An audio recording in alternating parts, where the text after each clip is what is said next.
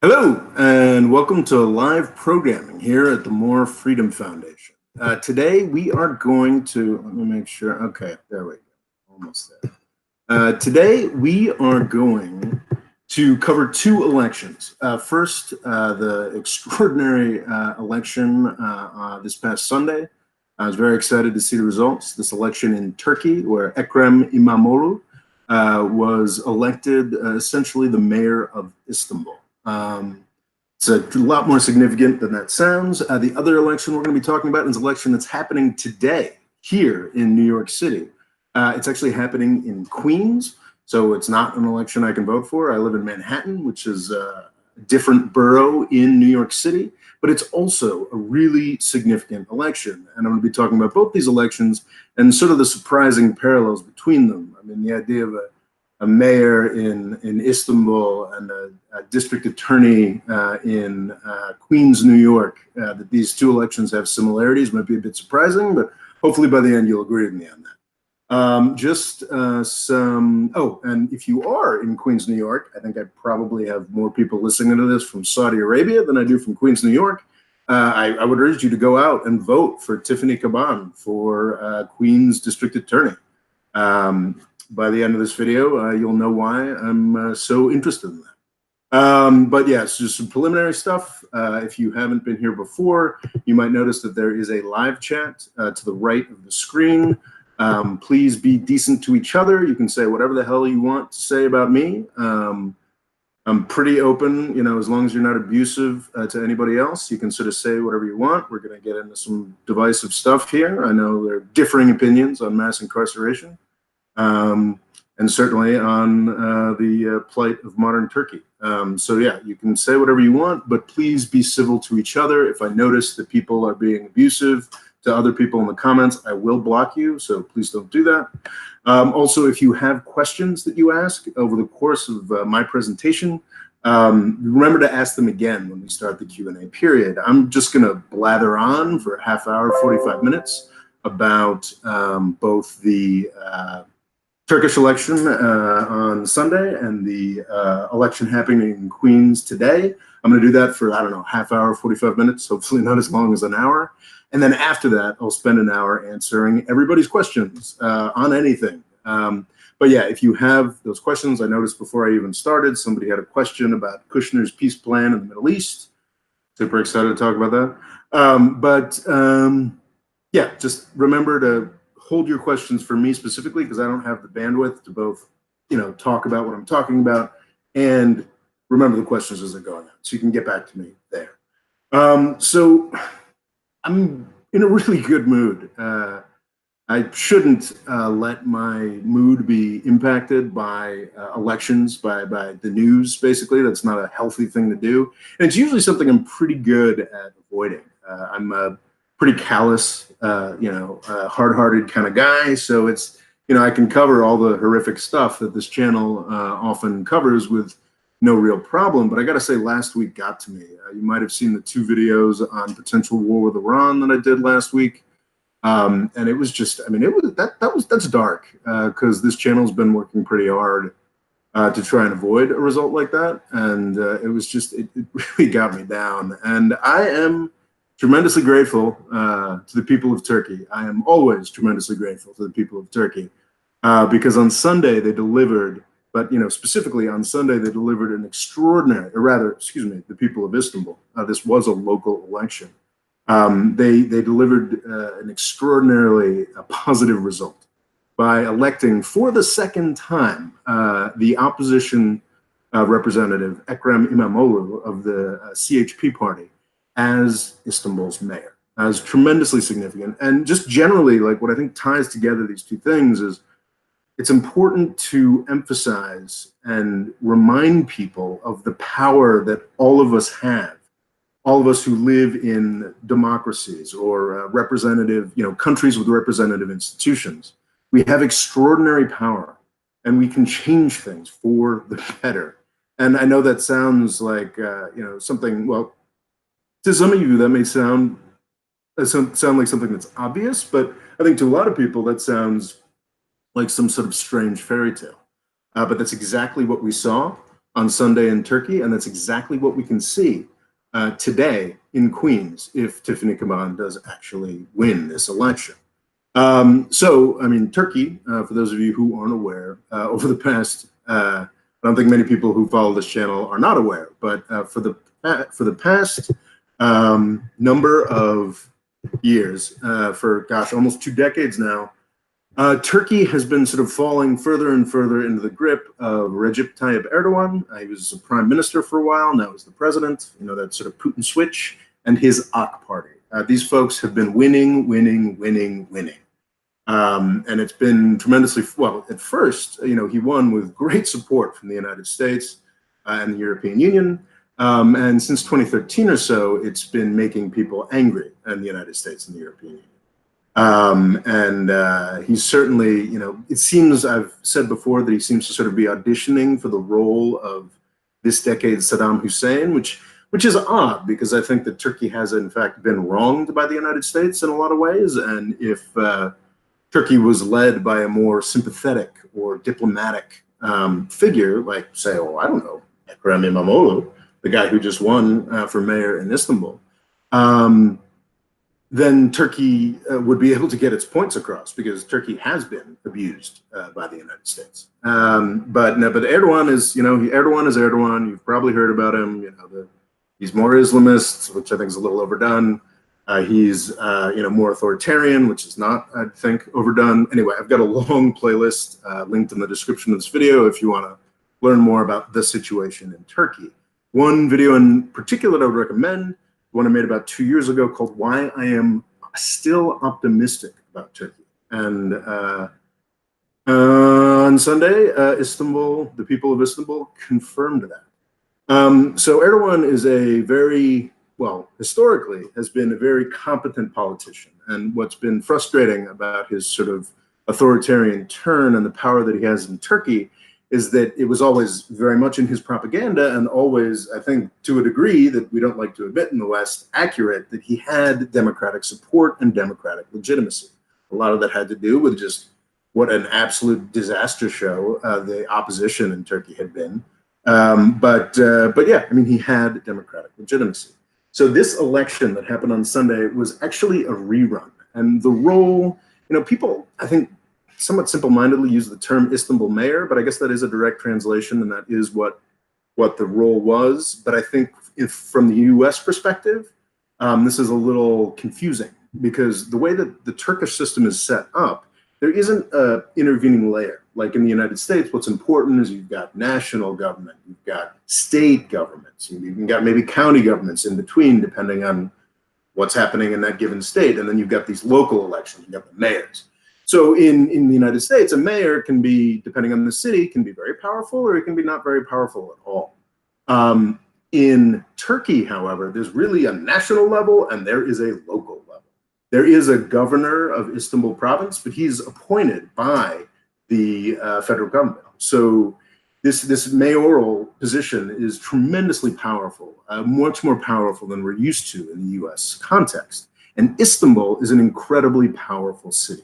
So today we're going to be talking about elections in both Istanbul and New York City, but relative to Turkey, you know, Istanbul is much more powerful within Turkey than New York City, the biggest, most economically vibrant city in the United States. Well, that's debatable, but the biggest city in the United States is much less important to the United States than Istanbul is to Turkey. It's something that depends on the figures you use, but it's, you know, something between a fifth to closing in on a quarter of the population of all of Turkey is in Istanbul. A third of Turkish GDP is in Istanbul. And also, as has been emphasized a lot and perhaps overemphasized, it's where Erdogan, the current, you know, former prime minister, now president, the sort of dictator of Turkey, that's where he got his start. He initially built his power base from the role that was just won by the opposition. This is tremendously significant. And also what's significant about this is the way that it was sort of an extraordinary embarrassment for Erdogan, because this is not the first time we did this election. On March 31st, that's when local elections happened throughout Turkey. And the AK Party did poorly in a lot of regions. They lost Ankara, the national capital. They lost Izmir, which I believe is the third largest city, certainly the third largest economically. And they lost Istanbul, but they lost it by a small enough margin. And this is something that I talk a lot about on this channel, the degree to which the AK Party can steal elections. They don't have, it is not, despite what some think tanks in Washington, D.C. will try to tell you, it is not a classic sort of authoritarian government where people are, winning, ooh, 99%, look, I got voted in by 99%. There are real elections. It really matters. And the AK Party, but the AK Party is tremendously powerful, controls all the media, controls much of the governing apparatus, and has the ability to sort of move elections 4 or 5% or something like that. So when they lost Istanbul by a tremendously small margin on March 31st, they lost this mayoral race, this tremendously powerful mayoral race. They lost it by 14,000 votes. So I would argue that probably they lost it by a lot more than that, but they've got all these powers to sort of fix the margin a bit. But basically, Erdogan specifically and other elements of the AK Party threw a hissy fit for 20 years after making democracy and we win the votes, their rallying call and the core of their legitimacy. Erdogan said, "Oh no, we lost. Let's do a rerun," and that's what happened on Sunday. And I have a lot of Turkish friends. I lived in Turkey for 6 years, and it's been pretty extraordinary seeing the result here, because my expectation was, and I think the expectation certainly of a lot of people in the United States, elsewhere in the world, was that, okay, well, Erdogan did it, the mask fell off, doesn't make a difference. Yeah, we all knew this is what was going on. He's going to cheat, he's going to steal it, it's going to be done. What a shame. What we didn't reckon on was that the Turkish people refused to let that happen, and they threw it in his face. On March 31st, in Istanbul, the AK Party lost, Erdogan's party lost by 14,000 votes. On Sunday, I haven't seen the final numbers, but it's estimated that they lost by 750,000 votes. That's 10 times the margin by which Donald Trump won the US presidency. And it's in a city of 15 million. Erdogan got his ass kicked, got his clock cleaned. And I think people can overstate the significance of this. Erdogan is still tremendously powerful. There's not another election expected, national level elections that could actually change the character of the very much AK Party controlled national government. Those aren't expected until 2023. If Erdogan can keep it together and continue showing the political mastery that he used to show, then, this could be a flash in the pan. However, the Turkish people have shown that they are tiring of Erdogan. And this is sort of the power of local elections here, because it's not just people abroad who thought that that Erdogan was sort of unshakable. In Turkey as well, there's a lot of people who just sort of assumed, okay, this is the way it's going to be forever. I have friends leaving Turkey in droves, trying desperately to find jobs in Europe, elsewhere. What was interesting is that with this local election, this is just it's a mayor's race, though obviously more significant in the ways I've described. These people, a lot of these people left the country. I'm just looking on Instagram in the days before the election. All of my friends who had sort of recently left Istanbul went back to Istanbul to vote, and people canceled their vacations. Many friends still living in Istanbul, and one thing that Turks love to do when it gets warm is, for some reason, go down south where it's hotter. But they all canceled their vacations to stay in town and vote, and yielded this extraordinary result. And it shows that really, actually, people can change their country and change their country in a very real way. And now this guy, Imamoğlu, is being thought about as the new opposition leader in some ways. There's still the guy whose name I can never pronounce, Kemal Kılıçdaroğlu. I'm really have a lot of trouble with the Olu ends. But, you know, Imamoğlu is not technically the leader of the GHP part, the CHP party yet, but it's clear that there's been a new energy injected into Turkish politics. And it's an extraordinary thing to see. I mean, don't get me wrong. I mean, today, or I suppose, yeah, or yesterday is when the battle starts. Once Imamoğlu takes power, he's going to have every level of the Turkish government working against him. He's going to have bureaucracies within Istanbul, powerful bureaucracies within Istanbul, from I don't know, the housing authority to the police department to local councils, I believe. Not as clear on the details as I should be, that will be working hard against him. It's fascinating that he's taking this sort of rhetorical approach that I don't associate as being traditionally Turkish. He's actually trying to be incredibly positive. Erdogan is famous for railing against everybody who disagrees with him and calling them all terrorists. And Imamoğlu, and perhaps out of necessity, because I think he recognizes the power differential here, but also just sort of kind of heroically has been advancing, you know, this really positive approach and really conciliatory. And let's make things work. I mean, I'm a cynical guy. It'll be interesting to see how it works in practice. He's got a lot of obstacles to work against. But on Sunday, Turkey changed meaningfully. I believe in the long term, the 5 to 10 years to 20 years, Imamoğlu, whoever comes after him as an opposition politician, will win. And I think that Turkey is growing out of sort of Erdogan. They're sort of getting over that. Whether it'll happen quickly or slowly, who's to say? It won't be as quickly as some are expecting, but this is extraordinary. I moved to Turkey in 2011, and I have always been taken with the country. I've always loved it. Have always been really impressed. And my shtick was always that I was optimistic about Turkey's future. It was great, but the sort of joke was with my friends and family was, I'm still optimistic about Turkey. It's just, I'm getting optimistic in the longer and longer term, like just further and further out. But after Sunday, it's, not quite as far out. Like, I'm no longer optimistic about Turkey in 20 years. I'm optimistic about Turkey in 5 years, or even shorter. I mean, who's to say? So this is an extraordinary thing, and it's an illustration of the power that local elections can have. In the United States, actually, much more so than in Turkey, local elections have extraordinary power because, as I had mentioned earlier, we've got those layers of power. We've got local, state, county. Local, county, state, national. We've got just these differing layers, and it's tremendously confusing.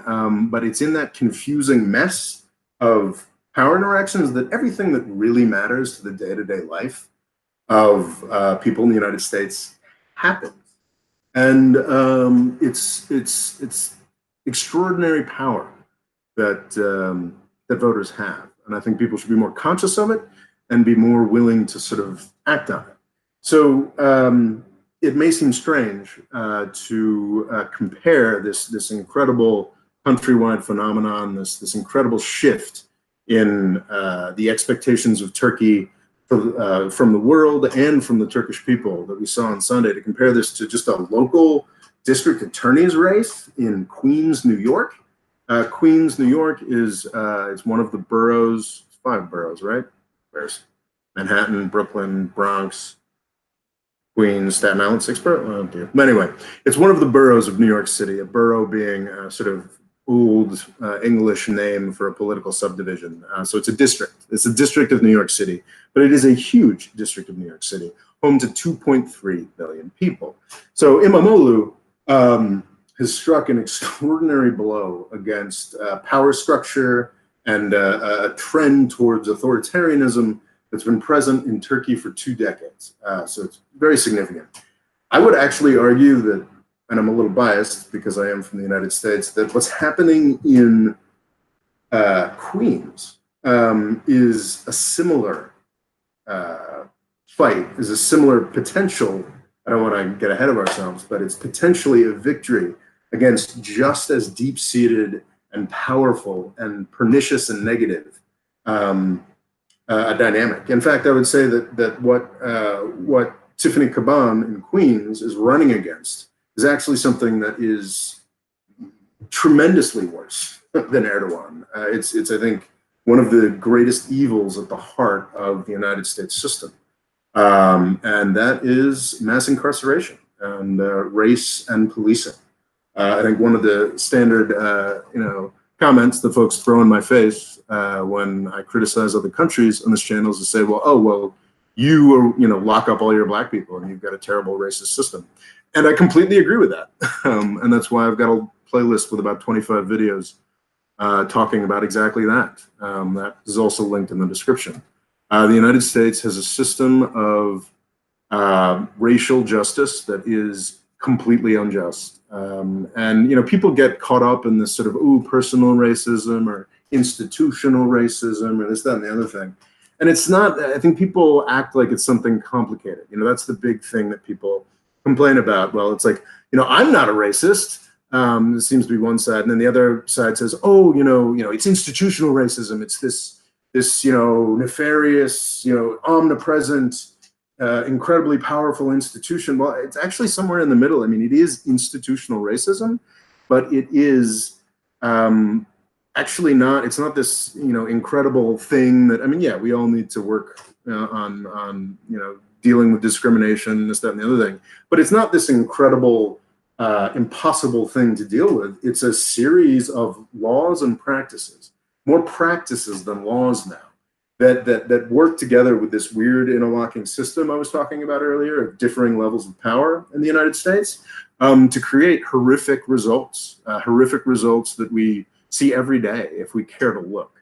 I'm a bit ashamed actually that I haven't done much about this sort of concentration camps on the border that the United States is maintaining. Because I don't fully understand it. I've been focused on Iran. I've been focused on this effing book on the British Empire I need to finish. So I haven't done the research I need to do to talk about that. But I have done the research that I need to do to talk about mass incarceration more generally, because it's not this omnipresent, monolithic power or a wall. It's actually just some very concrete practices. And it's interesting, one of the best commenters, I got in a conversation with one of the best fans of this channel, Local Cool Extreme, and he was saying, well, gee, if we just got some Democrats in the Department of Justice of the United States, or, reformers, wouldn't that change everything? And I was like, no, actually, no, because that's the sinister way that the US works, is that, from the national level, we certainly had things that force things in the wrong direction. From Richard Nixon's war on drugs to, the Clinton crime bill. We had things that forced things in the wrong direction, provided money and funding, and literally grant-making programs for, more cops, more punitive approaches, more arrests, more, things that push things in the wrong direction. But as far as like reining things in, that doesn't happen on the national level in the United States. I think in Turkey and Europe and most of the world, actually, criminal justice and policing is something that comes kind of top down from a justice ministry or something like that. Don't quote me on that. I'm sure it's different in every country, but I think the United States is unique in how incredibly decentralized our system of criminal justice is. It's been a while since I look at this, but if I recall correctly, there's something like 1,500 separate jurisdictions.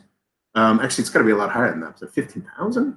But there are thousands of different jurisdictions in the United States that have their own, and each and every one has their own policies that they set for themselves. That's one of the downfalls of our federalist system that I actually really, really appreciate and enjoy. But this is one place where it's not working so well. So what's interesting is that in the United States, at the national level, over the past 5-10 years, there's been this incredible shift where basically everybody has begun to concede. I mean, there's some outliers like fucking Tom Cotton from Arkansas and some other people who refuse to get on board with this. But almost everybody, Republicans and Democrats, have gotten to the point where like, wait, mass incarceration went too far. We arrested too many people, and we need to pull back. It's time to come back.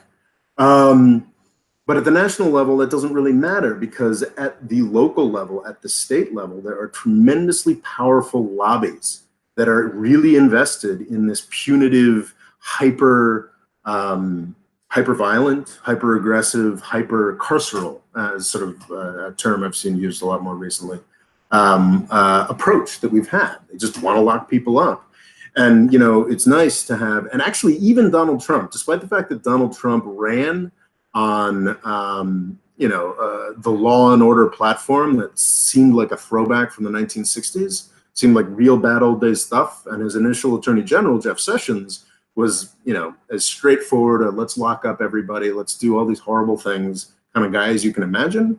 Well, Jeff Sessions is gone. And I think because of Kim Kardashian, to some degree, Donald Trump actually signed criminal justice reform. So at the national level, things are, you know, moving forward, moving in the right direction, moving where they need to go.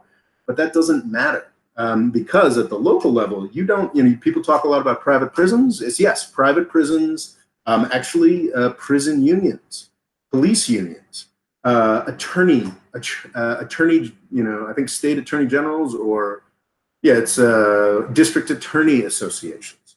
These folks are working very, very hard to do everything they can to stop any criminal justice reform, to keep mass incarceration going, because there's money in it. There's tremendous amounts of cops who are like, wait a second, like, if you make marijuana legal, like, what do I do all day? We have this vision of what police officers do, which is mostly driven by like network television shows with, oh, they're solving crimes and they're going around. No. Like, you know, you say the New York Police Department's got, well, gosh, it's only got, and I think it's got under 400 murders a year to solve or something like that. But up until maybe 5 years ago, they would make 300,000 victimless marijuana arrests a year. I mean, that's what they do. That's what gives people overtime hours. That's what keeps people employed, keeps it viable. You're not going to employ a police force of this size and expense on the backs of like 400 murders and like however many thefts and robberies there are. That's not what police do. Police enforce, I mean, I think calling it racial apartheid would be a bit inflammatory, but I mean, there's just, as I've documented many times before, you know, people like me can pretty much do what they want, and you know, black men, especially young black men, cannot. So that's the sort of thing that Tiffany Caban, a 31-year-old former public defender, is running to change. So more than any other institution, probably the one that has the most power, and I specifically did a video on this and I linked it in the description, that has the most power is the prosecutor in the US justice system. A lot of European countries, Turkey as well, I believe, have more of a civil law approach, which is, you know, there's an inspector of some sort. I'm not completely clear on the details. You know, they are responsible for figuring out who committed a crime, and you know, they are state functionaries and they investigate. And, you know, that can be, I mean, if you're a rich person, that can be kind of terrifying because I think they have more powers than they do. But the United States, that's not what we do. We have an adversarial system. So if you're a rich person in the United States and you can afford a big defense lawyer, then they can probably beat the crap out of whoever this district attorney is, whoever the prosecutor's office is. But in the United States, for some reason, most prosecutors are, well, not most, but many prosecutors, and certainly the Queen's district attorney, irritatingly, these, even I get screwed up by the terminology, like district attorney, attorney general, prosecutor. These are all sort of interchangeable terms. They are the people who work to put people in jail. And these people who work to put people in jail are tremendously powerful and important throughout the United States. In every jurisdiction, there are these people. And that is the election that is happening in Queens today, Tiffany Caban. And what's interesting about her is that she doesn't really have experience as a prosecutor. She has experience as a public defender. And she's actually from Queens. She's actually, she's a Latina, I believe, I can never get the acronym right, but I think she's LGBT. I mean, she comes from, she has a very diverse background, which is fitting for Queens, which is the most diverse jurisdiction in the United States. And by putting her in charge of the agency that is responsible for putting people in jail, an incredible blow could be struck against mass incarceration. We've begun to see this. This is happening in the United States.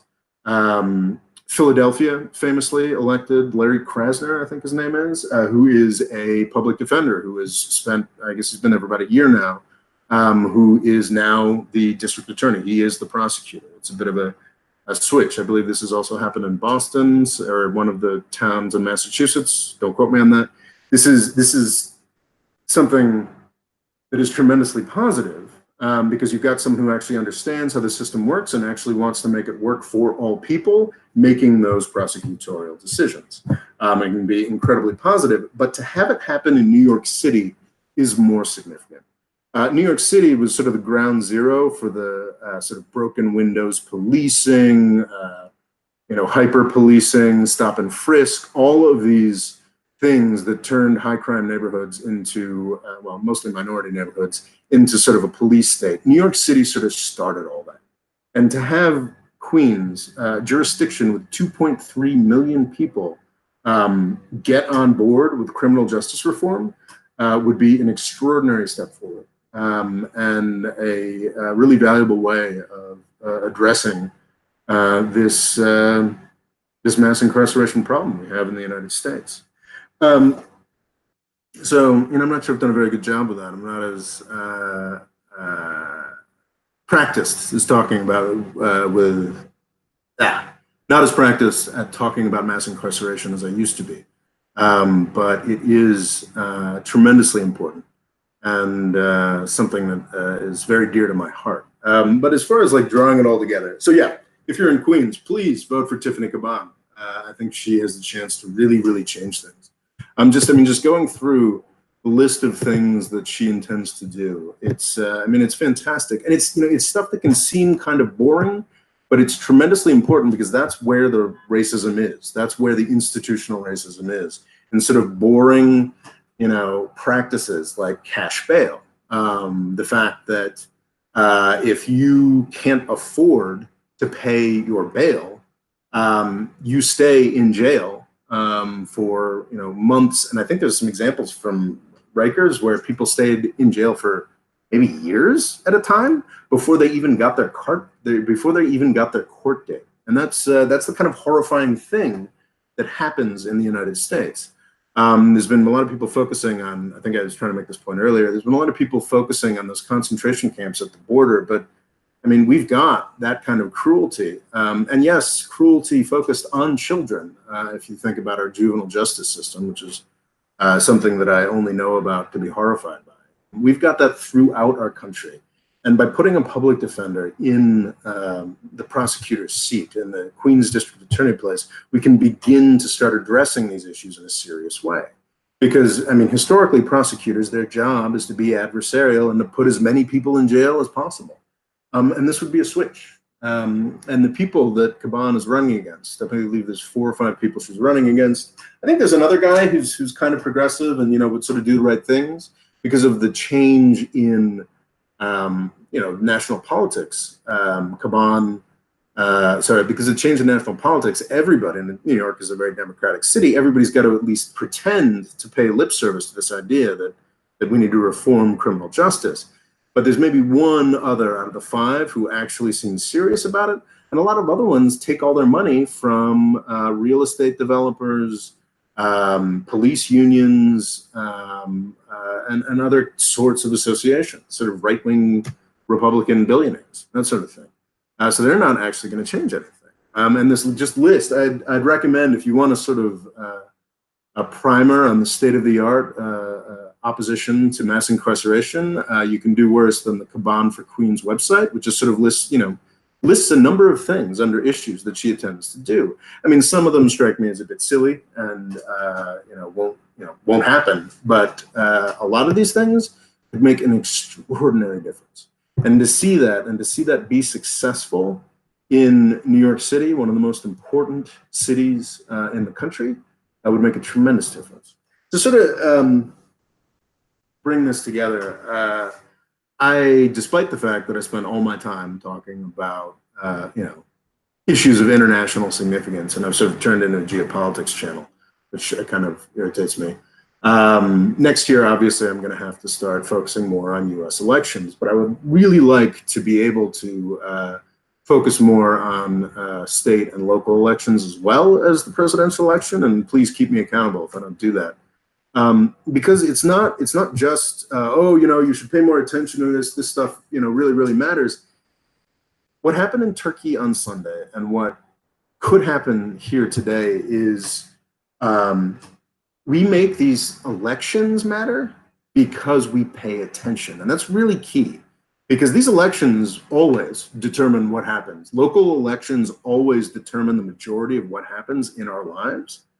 But they can just go on autopilot. Like what's crazy is I'm sure because of the amount of effort and money that has been focused on this election for Queen's District Attorney, there will be,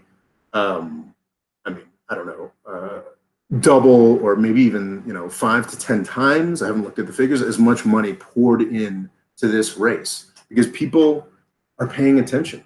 Caban is getting small money donors from across the country, and her opponents are getting big money donors from across the country as well, because they see the significance of this and how much of a difference that this could make towards mass incarceration. But that's because we made a decision to make this election matter, and by making this election matter, and by the choice of the people in Istanbul to make that mayoral election matter, we actually make these figures more powerful. Ekrem Imamoğlu, if this were back in the 90s and it was someone, well, actually Istanbul mayor has always been very powerful and important, but he would have been less important in the past if the Turkish people hadn't decided to make Imamoğlu the vessel for their hopes for a new system and a new approach.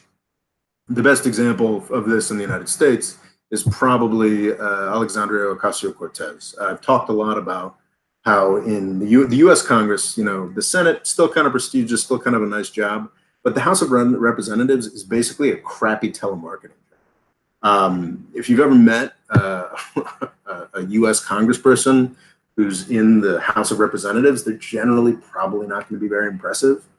You've got your heroes like Barbara Lee, but generally, it's not a good job. And they're not powerful people. But AOC, Alexandria Ocasio-Cortez, has become a more powerful person because of the amount of effort and time that people have chosen to give her by paying attention to what she does. And it can be a very virtuous cycle, because if we only focus on who's running for president of Turkey or who's running for president of the United States, we become a lot weaker, and we tend to focus on a lot of shit that just doesn't matter. But if we pay attention to local elections, we can actually be much, much more powerful, and we can create figures like Imamoğlu or AOC or potentially Tiffany Caban, who can hold those national figures to account and change them.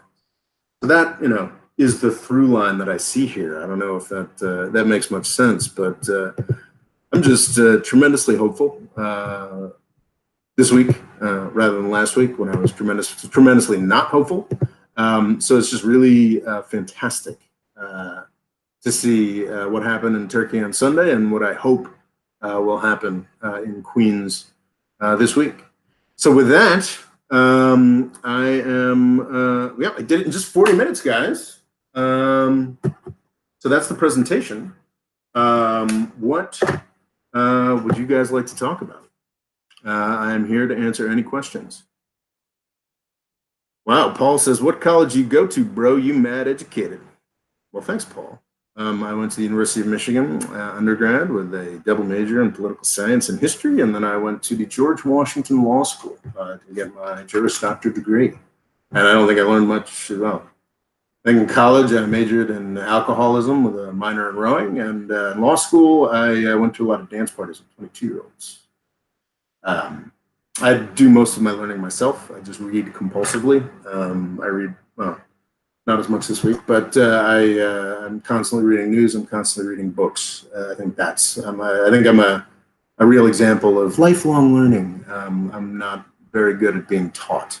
So as much as I enjoyed my time at both those institutions, I don't think that's a big part of how I became the nerd I am today.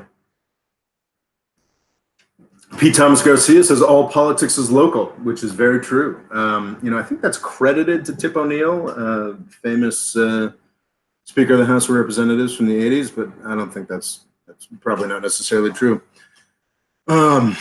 Juvial Grace asks, what's your take on Morsi's death? It's Mohammed Morsi, right? So Morsi, President Morsi of Egypt, a man who was elected in 2012, was actually the first popularly elected president in, I believe, Egypt's entire 5,000-year history. A tremendously significant figure. Pretty bad at his job. I think failed, was set up to fail. Egypt was a place that is organized and run by its military for half a century. Mubarak fell in 2011, and with extraordinary speed, Egypt, a country of 80 to 100 million people, set up elections, elected Morsi, generally acknowledged to be freely and fairly. Morsi was president. I think, as I said, generally thought to have done not a very good job. Best illustration of that would be that he was overthrown in a coup by Egypt's current ruler, Sisi. Sisi, who is significantly worse than Morsi, significantly worse than Mubarak, quite an extraordinarily violent dictatorship, and has abused and murdered many of Morsi's followers. And they have abused and murdered Morsi as well. He died in court. To the degree to which it was I don't think it was the result of physical torture, but he was sort of a man in a, not particularly healthy man in his late 60s who could plot. I think there's some reports that said he was deprived of medication, was kept in pretty horrific circumstances, and yeah, he died. So yeah, he was murdered. The first democratically elected president of Egypt was murdered by the people who carried out the coup. Who replaced him with the support of Obama and Trump. One of the more embarrassing things is that Sisi is, I think it's fading now because people are becoming more aware of what exactly he is. Weirdly, I saw Eli Lake this morning tweeting about how bad it was that Morsi was murdered, which is very surprising because Eli Lake is, I don't want to use charged terms, but he's a very pro-Israel, very, bomb brown people kind of guy. So it was interesting to see that even a figure like Eli Lake at Bloomberg can see that this is a horrific thing that happened to Morsi. So yeah, I've got a video called "A Plea for Mohammed Morsi," I believe, I made 3 or 4 years ago when he was initially sentenced to death, which was sort of commuted until, they sort of killed him more organically. But yeah, I think that's worth a watch. It's bad for any country to murder the people who ruled it. I think that should be obvious, and I enlarge on that in that video. Okay. Logo Cool Extreme asks, MoFreedomFoundation, any thoughts on India's GDP miscalculation? Thoughts on India's GDP miscalculation? Yes, I do have thoughts, and I hope to make a video on that actually, because it's really freaking sad. So GDP, the reason I haven't made a video on it yet is I just don't there's so much about economics and money that I just don't understand. And the more that I look into it, I realize it's not so much because I'm an idiot, as nobody really understands these concepts. And I've been meaning to read a book on how GDP is calculated because it's famously, it's suspect. It's an estimate. Gross domestic product is an estimate. But there are agreed upon ways to be authentic. In recent years, I think, the most amazing one was, gosh, probably 4 or 5 years ago now, that Nigeria just sort of, redid its statistics and was like, oh, look at that. Our GDP is 50% higher than we thought it was.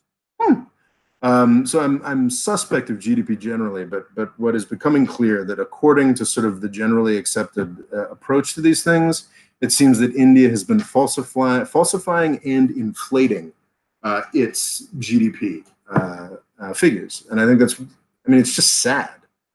Because it's sad, from like a sort of geopolitics perspective, from a U.S. advocate geopolitics perspective. We're kind of reliant on India for the second half of the 21st century. The sort of idea that we'll be able to rely on that billion-person country to help us compete with the billion-person country next door, China.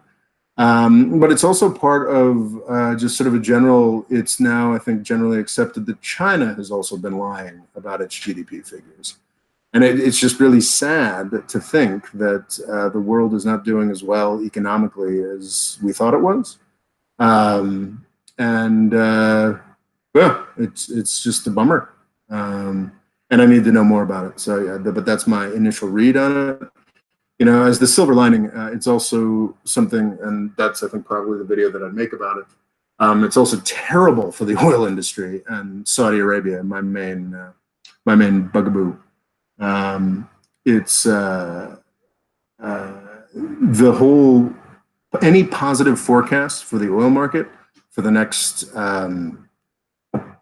decades and century are 100% reliant on Indian and Chinese growth. And I think even more powerfully reliant on Indian growth, because India is expected to have the potential to go through the incredible growth pattern that China went through over the past 20 years. That's over for China. Even the inflated vision of China's GDP only puts it at 6% growth a year, and that's not gonna keep the oil industry demand going. That's not going to keep the Saudis fed. So it's India that was supposed to keep up these 7, 8, 9, 10% annual growth figures. And it turns out that even the 7% they've been reporting is inflated. So that's bad for them, which, makes me happy. Thomas Cromwell says, isn't it a bit misleading to call the Syrian war the US's war in Syria? I would say absolutely not. I've got a whole series of videos on that. If you go to playlists, you should be able to find what's really going on in Syria. Take a look at. People consistently underestimate the amount of power that the United States has. Saudi, Qatari, UAE folks and the rebels that they supported, Turkey as well.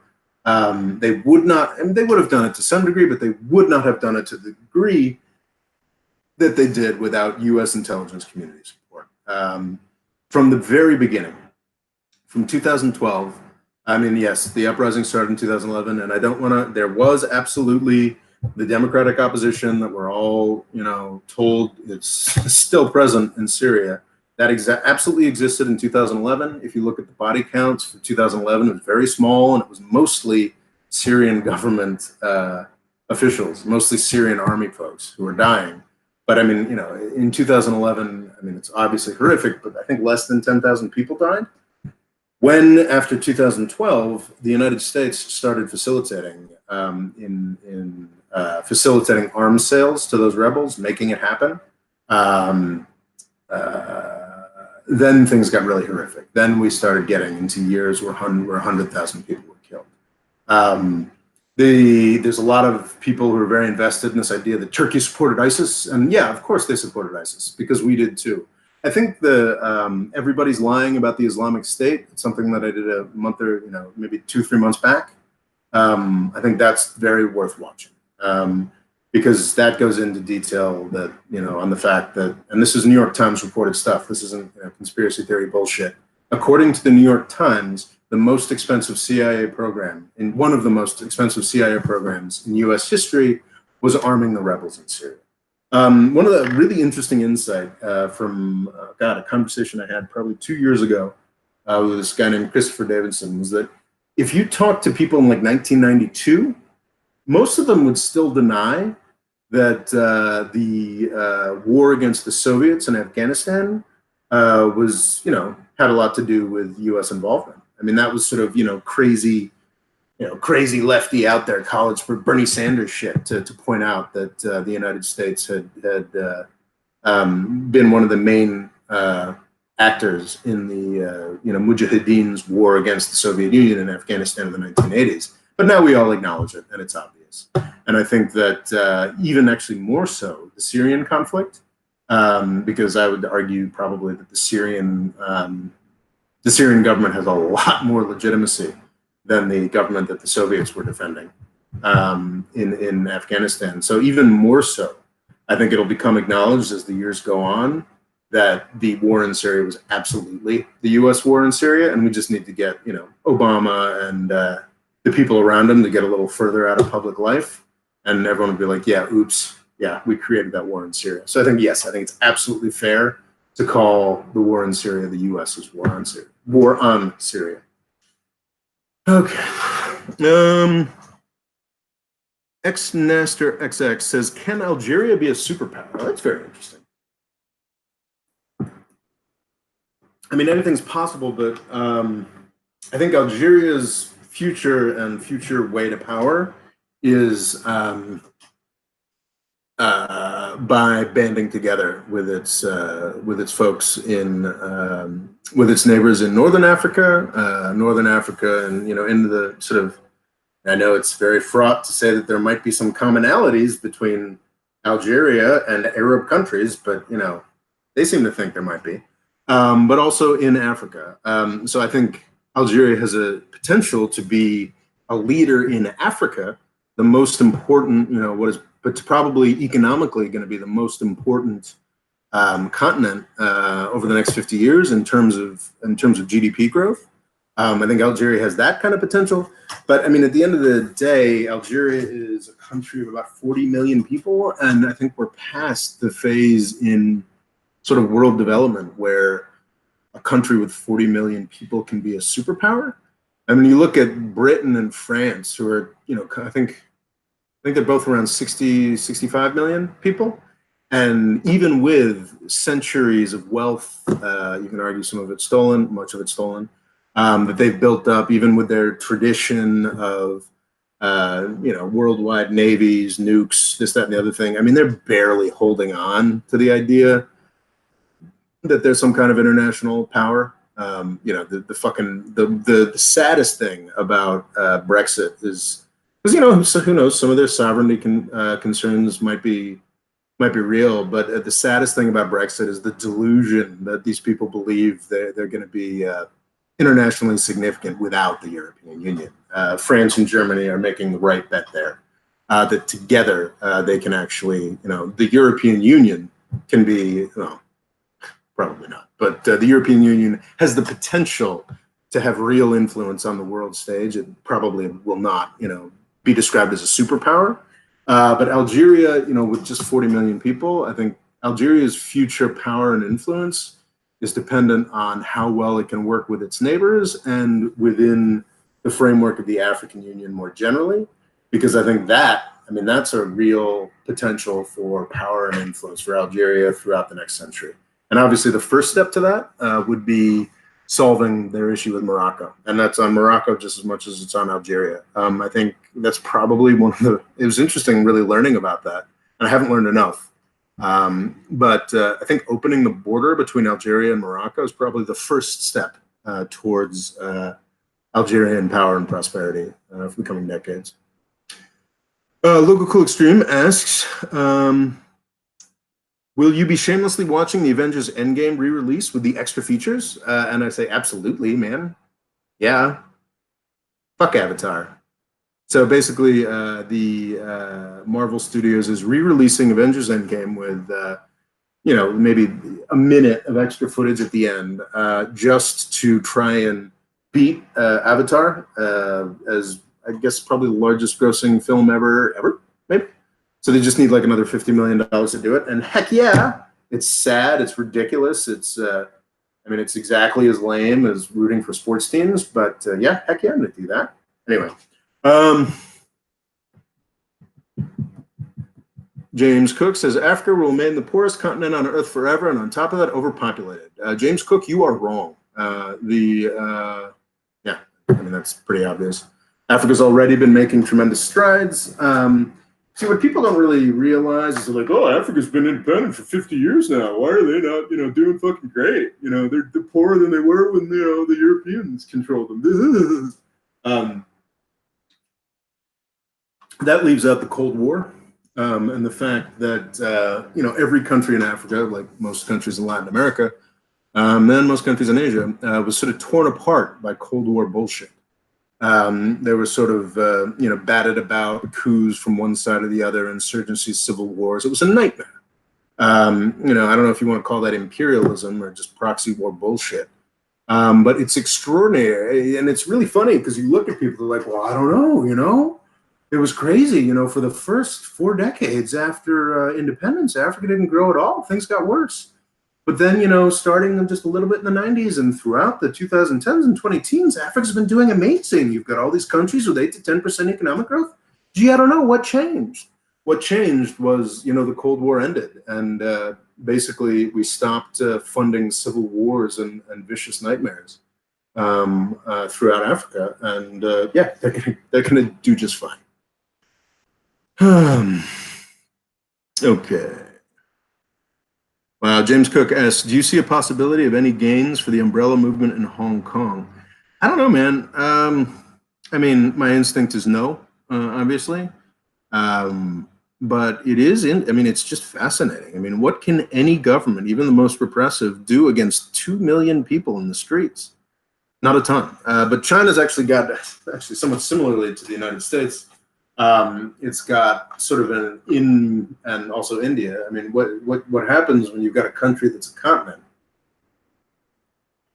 is you've got multiple power structures. You've got multiple,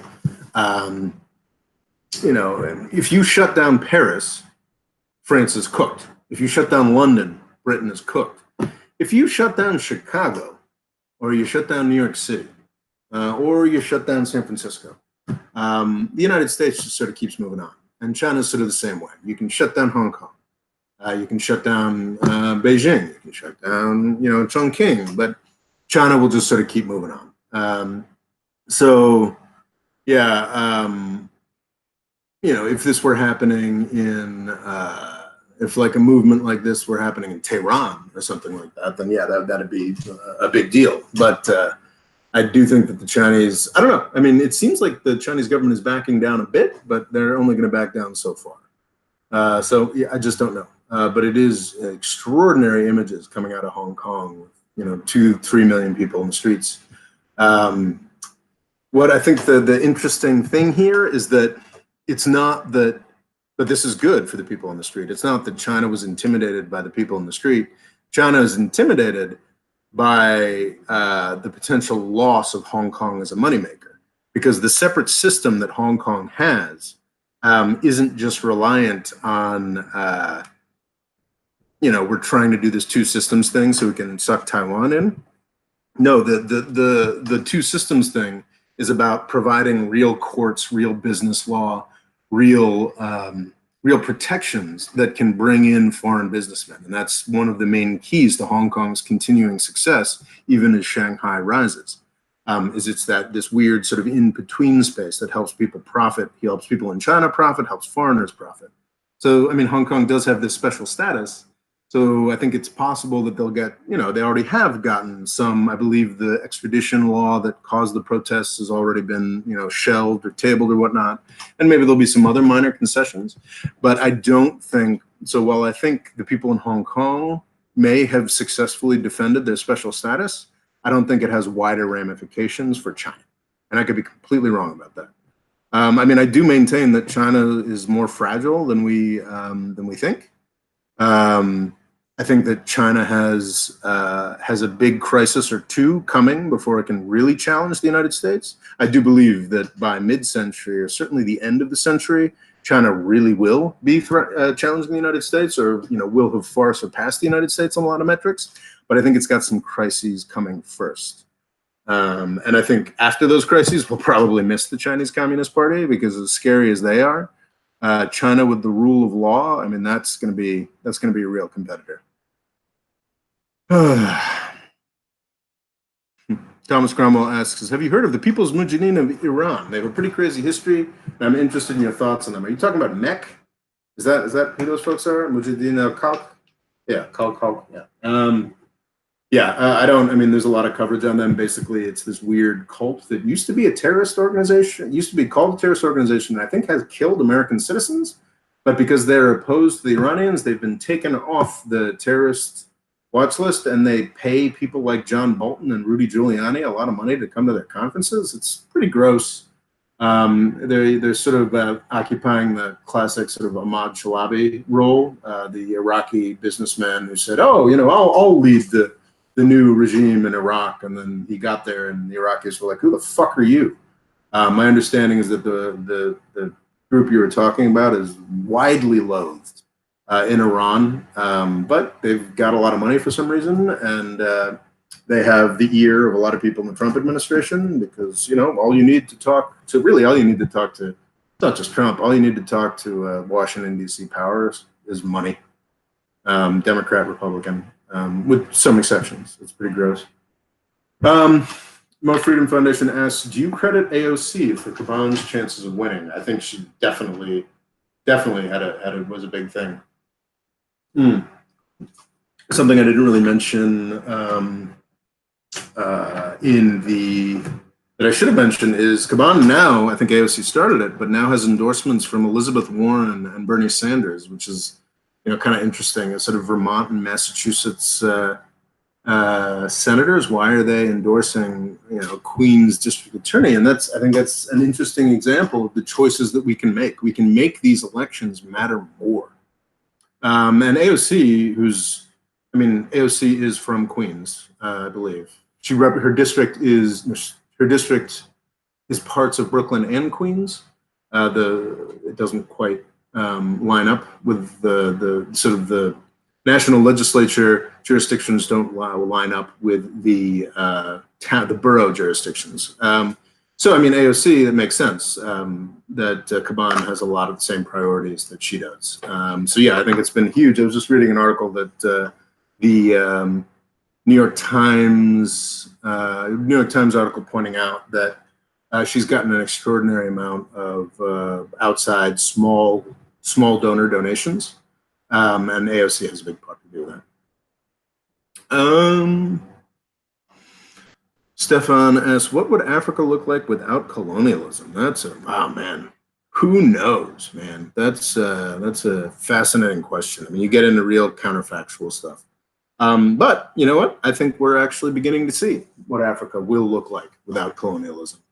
It takes a while to recover from this sort of stuff, and I think you shouldn't date that recovery from independence, movements in the 50s and 60s. You should date that from the 1990s.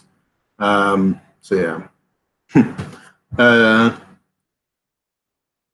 James Cook asks, will Joe Biden bite Trump's dust? I don't know. I don't really like Joe Biden. And honestly, I would be surprised if he lasted until 2020. I've made a commitment to, I'll discuss it. If an interesting question comes up, I'll discuss it in this chat, but I've made a commitment to not making any videos about the 2020 presidential election until 2020. You know, the 2020 election is in November of 2020. I don't see any reason why I should focus any time on it until January of 2020. And I'm sticking to that. So honestly, I mean, Joe Biden, obviously I follow the various bullshit on Twitter, but I think this is probably what you see. I mean, in 2008, I think Rudy Giuliani was the far and away leader at this point in the election. And in, I think in 2016, even Jeb, or 2015, I think Jeb was, supposedly the big front runner. So at this point, it's just name recognition. It doesn't matter. People know Joe Biden, so they like him. I think Elizabeth Warren's making a lot of moves. I think Bernie Sanders still got a lot of life in him, but who cares? We've still got we've still got at least 8 months before anybody, casts a single primary vote for one of these people. So I'm not going to talk about it much. My suspicion is that Joe Biden is not somebody I'm going to have to be talking about a lot next year, but I could be wrong. You know, his bubble has lasted longer than I expected. Thomas Cromwell asks, do you think it's fair to call yourself a progressive at this point and no longer identify as a conservative? I don't think so. That's a good question, though, and it is something I've been thinking about because, I mean, I consider myself a conservative. I care about the Constitution. I want small government, but I also want government that functions. So, God, I've just spent my entire adult life hitting on Democrats and liberals and progressives. So it's really hard to say that, you know, I want to be that. But the problem is I've paid attention. I've seen what, you know, my conservative libertarian, you know, I never identified as a Republican, but I've seen what has happened over the past 20 years. I mean, I follow this stuff. I'm not an idiot. And it's become very clear that, you know, the Republicans are just lying about fucking everything. And they've really screwed things up. While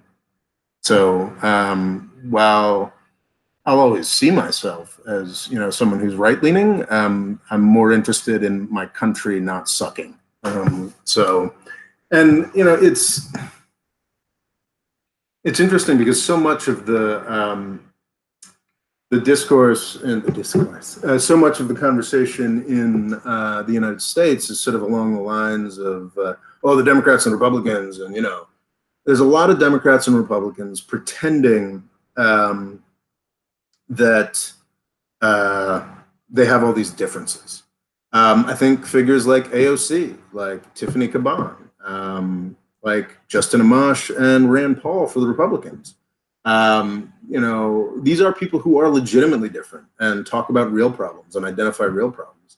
And even though I'm sure that if you put, you know, Tiffany Caban and, you know, Rand Paul in the same room, you know, they'd probably get in a fist fight, but they actually believe in real things and want to change real things. Whereas most of Washington, D.C., Republican, Democrat, conservative, liberal, progressive, whatever the fuck, is just this gravy train. So I tend to get excited about, I mean, who are the politicians I'm most excited about, you know, this year? Justin Amash and Tiffany Caban. You know, can you think of more people who believe more different things? You know, but yeah, I'd say that I'm becoming, in my dear wish to conserve the wealth, prosperity, and power of the United States and the world, am I finding myself adopting more traditionally left-wing positions? Absolutely. I still consider myself a conservative. I can understand why others would not. So I think that answers your question. I mean, that gets to a broader, I should probably want to do a video about this at some point, but the way I sort of see US history is that for, you know, 40 years or so, sort of from FDR on, we sort of had this New Deal consensus. Democrats, Republicans, everybody had this sort of not classically liberal, but sort of like liberal, progressive approach to things. And that also played out in the economy as well. We had, everyone just sort of assumed that, you know, old school entrepreneurial capitalism was over. Everything was just going to be managerial and technocratic, and we were going to solve all these problems. And it worked really well, you know, in sort of like the 50s and 60s. And then in the 70s, it just crashed entirely. So yeah, you know, 30s, 40s, 50s, 60s, and then in the 70s, it crashed entirely. And you had Reagan come in. And, you know, Thatcher sort of represents that in Europe. And it was this tremendous shift. It was a shift towards the right. And it's what I grew up in, and it's what I identify with. And it's, you know, neoliberalism. I consider myself a neoliberal. It's confusing maybe for US people. Neoliberalism in the US is, you know, liberal in the US is left, but neoliberal, I guess, is more skews right. It's, you know, privatization, small government, pro-business, this, that, and the other thing. And Reagan came in and did that, and it worked really well in the 80s and the 90s, and for much of the aughts.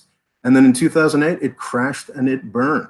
And in 2016, you know, it's funny, after 2008, I've been thinking about my reaction to that. And like, my reaction to that was sort of like the standard, like Cato Institute reaction to the 2008 financial crisis, where I was like, oh, well, you know, it's, you know, it was Clinton's fault for letting too many poor people get houses, or, you know, this, that, and the other thing.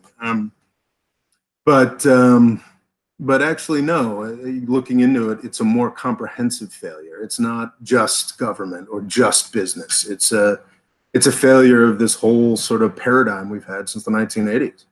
And, you know, I'm a stakeholder, you know, I don't make any money. But the reason I'm able to do this is because, you know, I come from a family that was fairly well off. And I had a career, you know, as a corporate lawyer that, you know, paid me very well, that I only had because I come from a very traditionally Republican sort of, you know, stakeholder, you know, for lack of a better word, you know, rich folks kind of background. So I'm interested in preserving my privilege, quite frankly. And the election of Donald Trump, to me, says, and of course also the rampaging power of Bernie Sanders, says to me that my privilege is in serious danger, because Donald Trump has been I guess the bullet we all missed was that he's a complete incompetent. He really has no idea what he's doing. But his taking of power makes it clear that you know, we can have a very left-wing, very angry, justifiably angry left-wing Trump at some time in the future. And that person is going to attack a lot of the things I want to conserve. You know, my privilege, my family's privilege, and the system that we've had in the United States that has worked so well for so long. So what I think we need now is a revamp, a new paradigm. You know, I don't want to go back to the New Deal thing. I don't want to go back to doing Reagan again, which is really, I mean, doing Reagan is pretty much, I mean, they'll call, you know, there's a lot of people on Fox News who will call Obama and Clinton, you know, crazy socialists and pinkos and commies, but they were just doing Reagan. I mean, Obama, I've said this before, is the most fiscally conservative president of the 21st century. I mean, that's not saying a ton, but I mean, his competition is trillion-dollar deficit Trump and, you know, Bush with the multi-trillion-dollar wars. Obama is the most fiscally conservative president of the 21st century. So I think the paradigm, you know, the Reagan paradigm that, you know, I adore, you know, is failing, just as the FDR New Deal paradigm failed before it. So it's time for a new paradigm. And I got to admit, this will, I think, probably answer your question for you finally. I'm beginning to get very Elizabeth Warren curious. I need to read a lot more of her policy platforms and whatnot. I mean, she could be done by the beginning of 2020, so I'm not going to get invested in that. But yeah, I mean, I think a lot of what Elizabeth Warren is saying makes sense. I think she could actually make capitalism and make capitalism work again for everybody in the country, which would be good for me, you know, from sort of a position of privilege. So there you go. Paul asked, what's your opinion on TPP? Will Trump change it at all? So I opposed TPP, the Trans-Pacific Partnership. This was the deal that Obama had set up that would have actually accomplished everything that Trump pretends to want to accomplish with tariffs against China, and has done very poorly. And I opposed the TPP at the time, and I still actually oppose the TPP. Not for union or whatever, but because I thought, oh, I've got a video called The TPP is Super Racist. And what pissed me off about the Trans-Pacific Partnership is that the United States and Europe made the entire world sacrifice a lot to join the World Trade Organization in the 90s. And the promise of the World Trade Organization was like, okay, all you poorer countries are going to sacrifice a lot and open all your markets to our businesses and our goods. But in return, you're going to get a seat at the table. We're going to have this one big club that decides what happens with trade. And that's how things are going to go going forward. And we've established it. But the TPP and the TTIP, which is the, so the TPP creates a smaller club in the Pacific, explicitly leaving out China, an attempt to sort of destroy China's export trade. And the TTIP was putting the US and Europe back into a sort of a trade deal, a smaller club. And after forcing the entire world to join this bigger club and making them sacrifice to join this bigger club, I thought it was racist and cruel and wrong to now create smaller clubs with their own rules that make the WTO less important. So that's why I oppose the TPP. Now, I'm going back and forth on China. I need to read more. I think it is ridiculous that everyone in Washington, D.C., from Trump on down, has just decided to hate China now. I think that's pretty. I think it's happening too quickly, and I think that the ways that it's being done are insane and stupid. I think TPP was a much smarter way of opposing China and trying to cut out China. Have I come all the way around to saying, well, if we're going to do this fight against China, then let's just do the TPP? No, I haven't gotten there yet because I haven't done the reading. But it is kind of interesting. Yathy Canuck goes, a neoliberal who opposes TPP. And I'm like, yeah, man. I just explained what. Thomas Cromwell, no, I do not support Bernie, actually. I think Bernie's cute, and I think he's actually pretty great on foreign policy. But yeah, I don't think our future lies with a 79-year-old. Warren, yeah, AOC, would I vote for her? I don't know about that, but I do enjoy AOC's impact. I've got a video on AOC that you guys can check out. Stefan says, your views on Marxism. I think Marxism is kind of hilarious because it's seen as this sort of foreign, new, crazy, menacing, and Marxism is basically just Christianity, and not in a good way. Yeah, generosity, blah, blah, blah. But no, Marxism is this weird religion. And it's got everything that Christianity does. It's got man, I'm having trouble with my hair here. I'm just going to put on my sunglasses. There we go. It's got everything that Christianity does. It's got, a theory of how the world should go. It's got a theory of the apocalypse, the class struggle. It's got a theory of heaven or Rock Candy Mountain or whatever. And it's so I think, there are a lot of things that Karl Marx got very right. I think you'd find, well, not Ronald Reagan, but you'd find a lot of very right-wing, very libertarian people who, in some sense, are Marxists. I think Marx's analysis of the economy and how important the economy was, that's something that had a tremendous impact and was not wrong. But the sort of religion that he formulated and that sort of Lenin and Mao put together, obviously, it's gobbledygook, quite silly. Oof. Paul asks, why did New Deal policies fail in the 70s?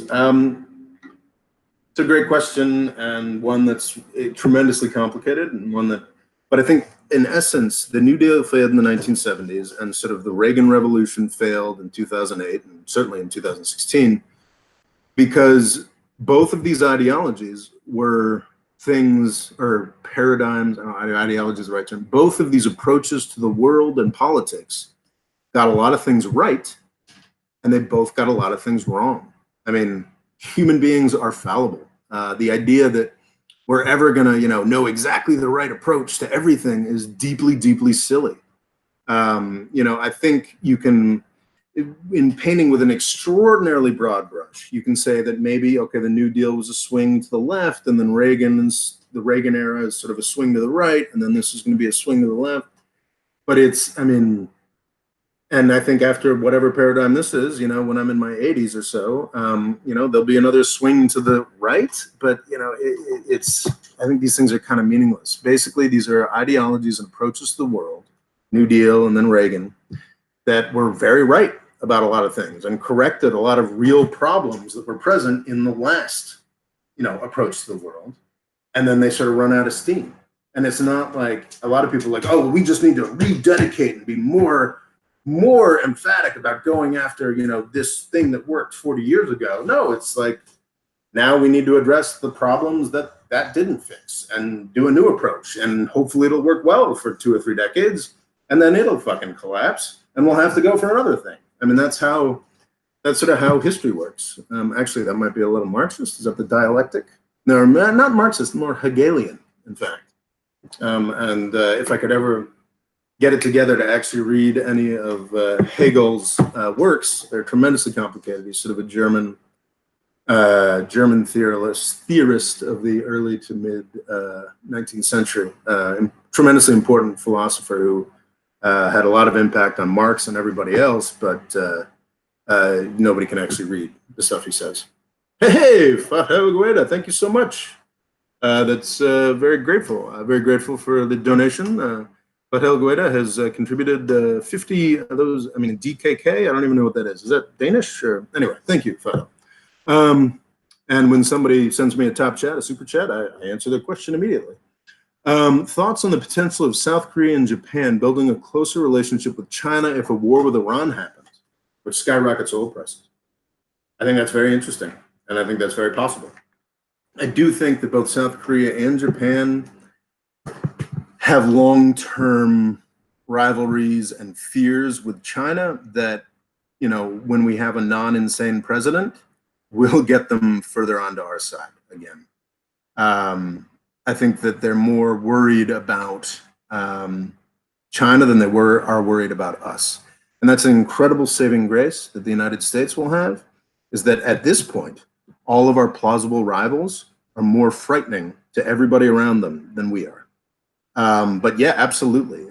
If Washington, D.C. is dumb enough to start a real war with Iran, oil prices will spike. That'll be tremendously damaging to Japan, South Korea, India, and China.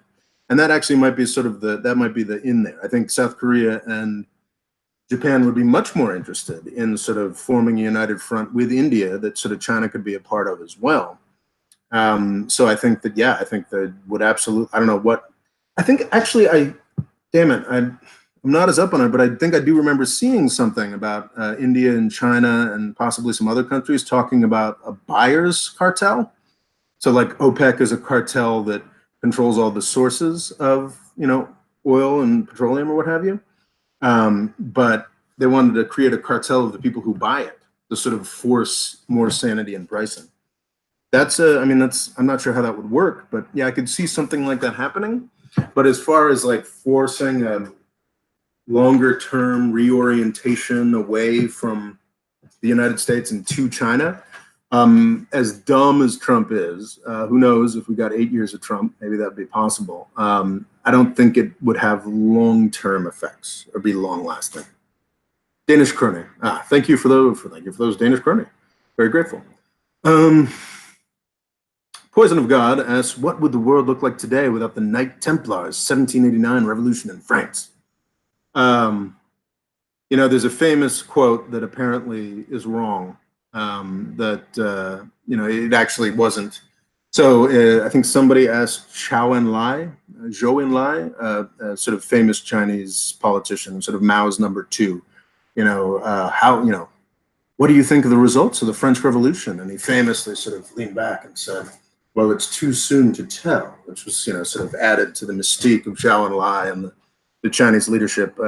It's apparently been revealed he wasn't actually talking about 1789. He was talking about 1968 French revolutions. But I choose to believe the myth, because I think that is true. Like, we don't really know what the full ramifications of the French Revolution are. But yeah, the idea that the Knights Templar were responsible for the French Revolution is, I think, deeply silly and gets into kind of conspiratorial stuff. You know, it's funny. My best introduction to that is this amazing, difficult but amazing book by Umberto Eco called Foucault's Pendulum. It took me forever to read, but it's just this fantastic dissection of the conspiratorial mindset and all of these crazy things that people believe. I think 1789 had a lot more to do with French inability to confront Britain than anything else, but yeah, that's the thing. Okay. Daniel Yerke asks, is blocking trade compatible with Friedman economics? Man, I don't know. You know, Friedman economics, there's a lot there. And the thing, you know, Friedman, I think, is most famous. Milton Friedman is, I think, the patron saint of right-wing economists, very libertarian or what have you. But a lot of what Friedman talked about was monetarism and, you know, finance. And it's, as I've said before, it's something I just don't quite understand. I've never been able to wrap my head around. You know, it's, you know, money is bullshit to a large extent. So I just don't. You know, I just can't speak to that. Is blocking trade compatible with traditional libertarian approaches to economics? Absolutely not. You know, protectionism is something they're supposed to be very against. But I think, yeah, I mean, it's it's something I wrestle with a lot, the sort of free trade, protectionism, what works, what doesn't. There's the classic, the fact that it's the country in power that's always most interested in free trade. The British pushed it when they ran the world in the 19th century, and the US pushed it when they ran the world in the 20th and 21st century. And it's very interesting because this is how I opened my Avoiding the British Empire book, which hopefully you'll have the chance to read someday, is that one of the signs of slipping British power was that they stopped being into free trade and started wanting to do protectionism again. And here's Donald Trump, who stops wanting to do free trade and wants to do protectionism again. That's pretty evocative for me, but what are you going to do? Reed is Good asks, what do you think about protest and closing of Wi-Fi in Sudan? I have to do a video on Sudan. I have to do the research, and I haven't done the research because I've been doing other stuff. Fucking British Empire. Yeah, I owe you a video. I owe all of you a video on Sudan, and that's true. I think it's a goddamn tragedy. Obviously, my instinct is to blame Saudi Arabia. They just gave Sudan's military dictatorship $3 billion. But, that's probably, I can sometimes be unfair to Saudi Arabia and seeing their sinister hand behind everything. I think Sudan's got a wide range of problems, a tremendously hopeful movement that is being viciously crushed on the streets, murder in the streets, rape in the streets. It's horrific. But I haven't done the research yet, and I owe you a video.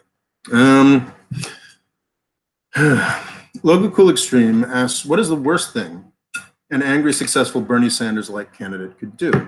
It's interesting, and this is why I'm actually interested in getting sort of a sensible left person like Elizabeth Warren in now, is that the Senate, as it is now, if Bernie Sanders wins in 2020, I don't think he'll be able to do much, because most agree that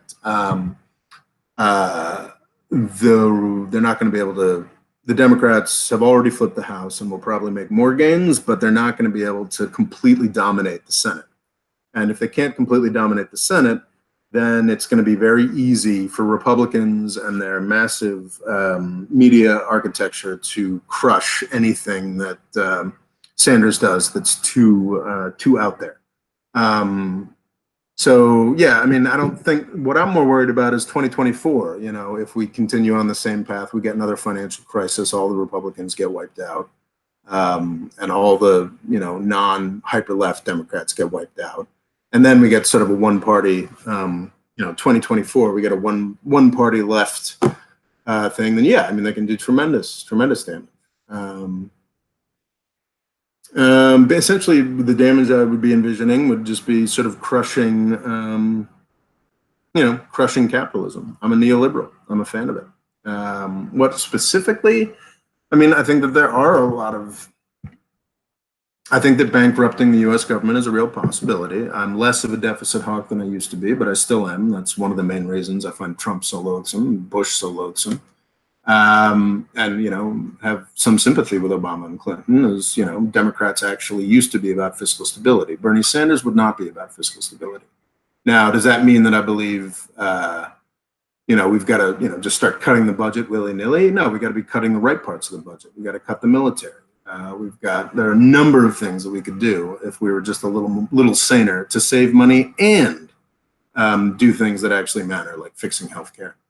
But yeah, I think that there is a real chance, if we get a sort of left-wing Trump, of seriously damaging sort of capitalism in a real sweeping way, and sort of killing the golden goose.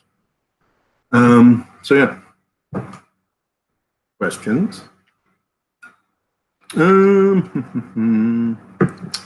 Stefan asks, why can't a third party get any seats in the U.S. Congress? It's because actually both the Republicans and the Democrats have historically done a very good job of taking any successful third party programs and just eating them, taking them. Ross Perot significantly did very well in the 1992, less well, but still significantly in the 1996 elections. And his platform of sort of deficit hawkery was completely stolen by the Republicans, in name only. And then, you know, Clinton balanced the budget. So if I think actually a good third-party challenge, if we were dealing with, if it wasn't Trump that I'd be worried about taking votes away from, I'm always a fan of third-party challenges, because third-party challenges with real ideas are how real ideas get injected into the U.S. system. It's just sort of the way it's always been. I've tried to fight it, but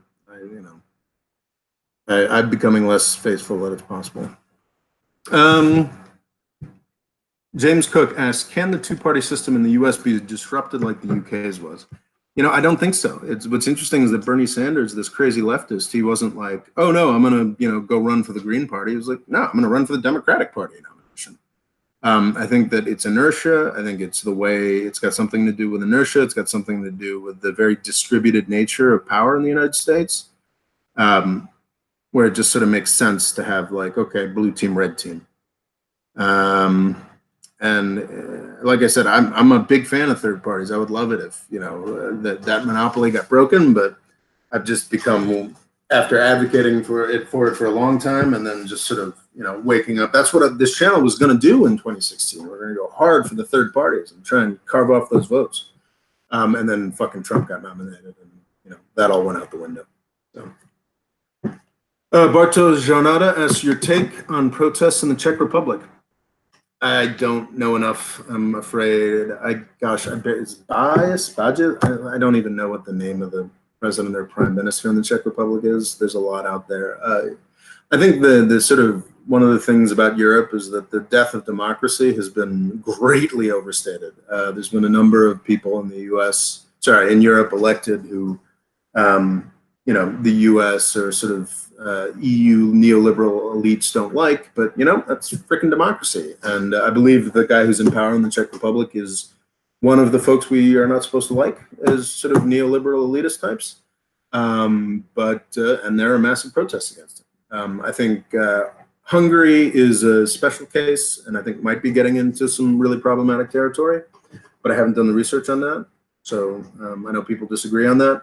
Poland, I think, is an interesting example because, it's sort of a conservative-leaning populist that elected sort of a conservative group, and that group had to deal with massive protests, and I think that's healthy. I think that it's probably okay. Paul at MoFreedomFoundation asks, why is Bernie crazy but Warren is moderate? Don't they have similar proposals? The thing is that Warren has proposals. Warren has real ideas and real plans that can be debated and, shot down or changed, or Bernie kind of has attitudes. And I think Bernie's amazing on foreign policy because that's a place where you can just, by simply saying, oh, wait, like a limited strike, that's murder and death and an act of war. Why would we do that? I mean, you guys might have seen that clip from this week that was going around on Twitter. Bernie's great for that kind of thing. But I think Bernie just doesn't really have a realistic way to accomplish all the things that he talks about. So is Warren more radical because she has actual plans that could be brought into effect, that could change, preserve, and improve capitalism in the United States? I actually kind of see Bernie who's just like, rah, this is all garbage, we'll fix it.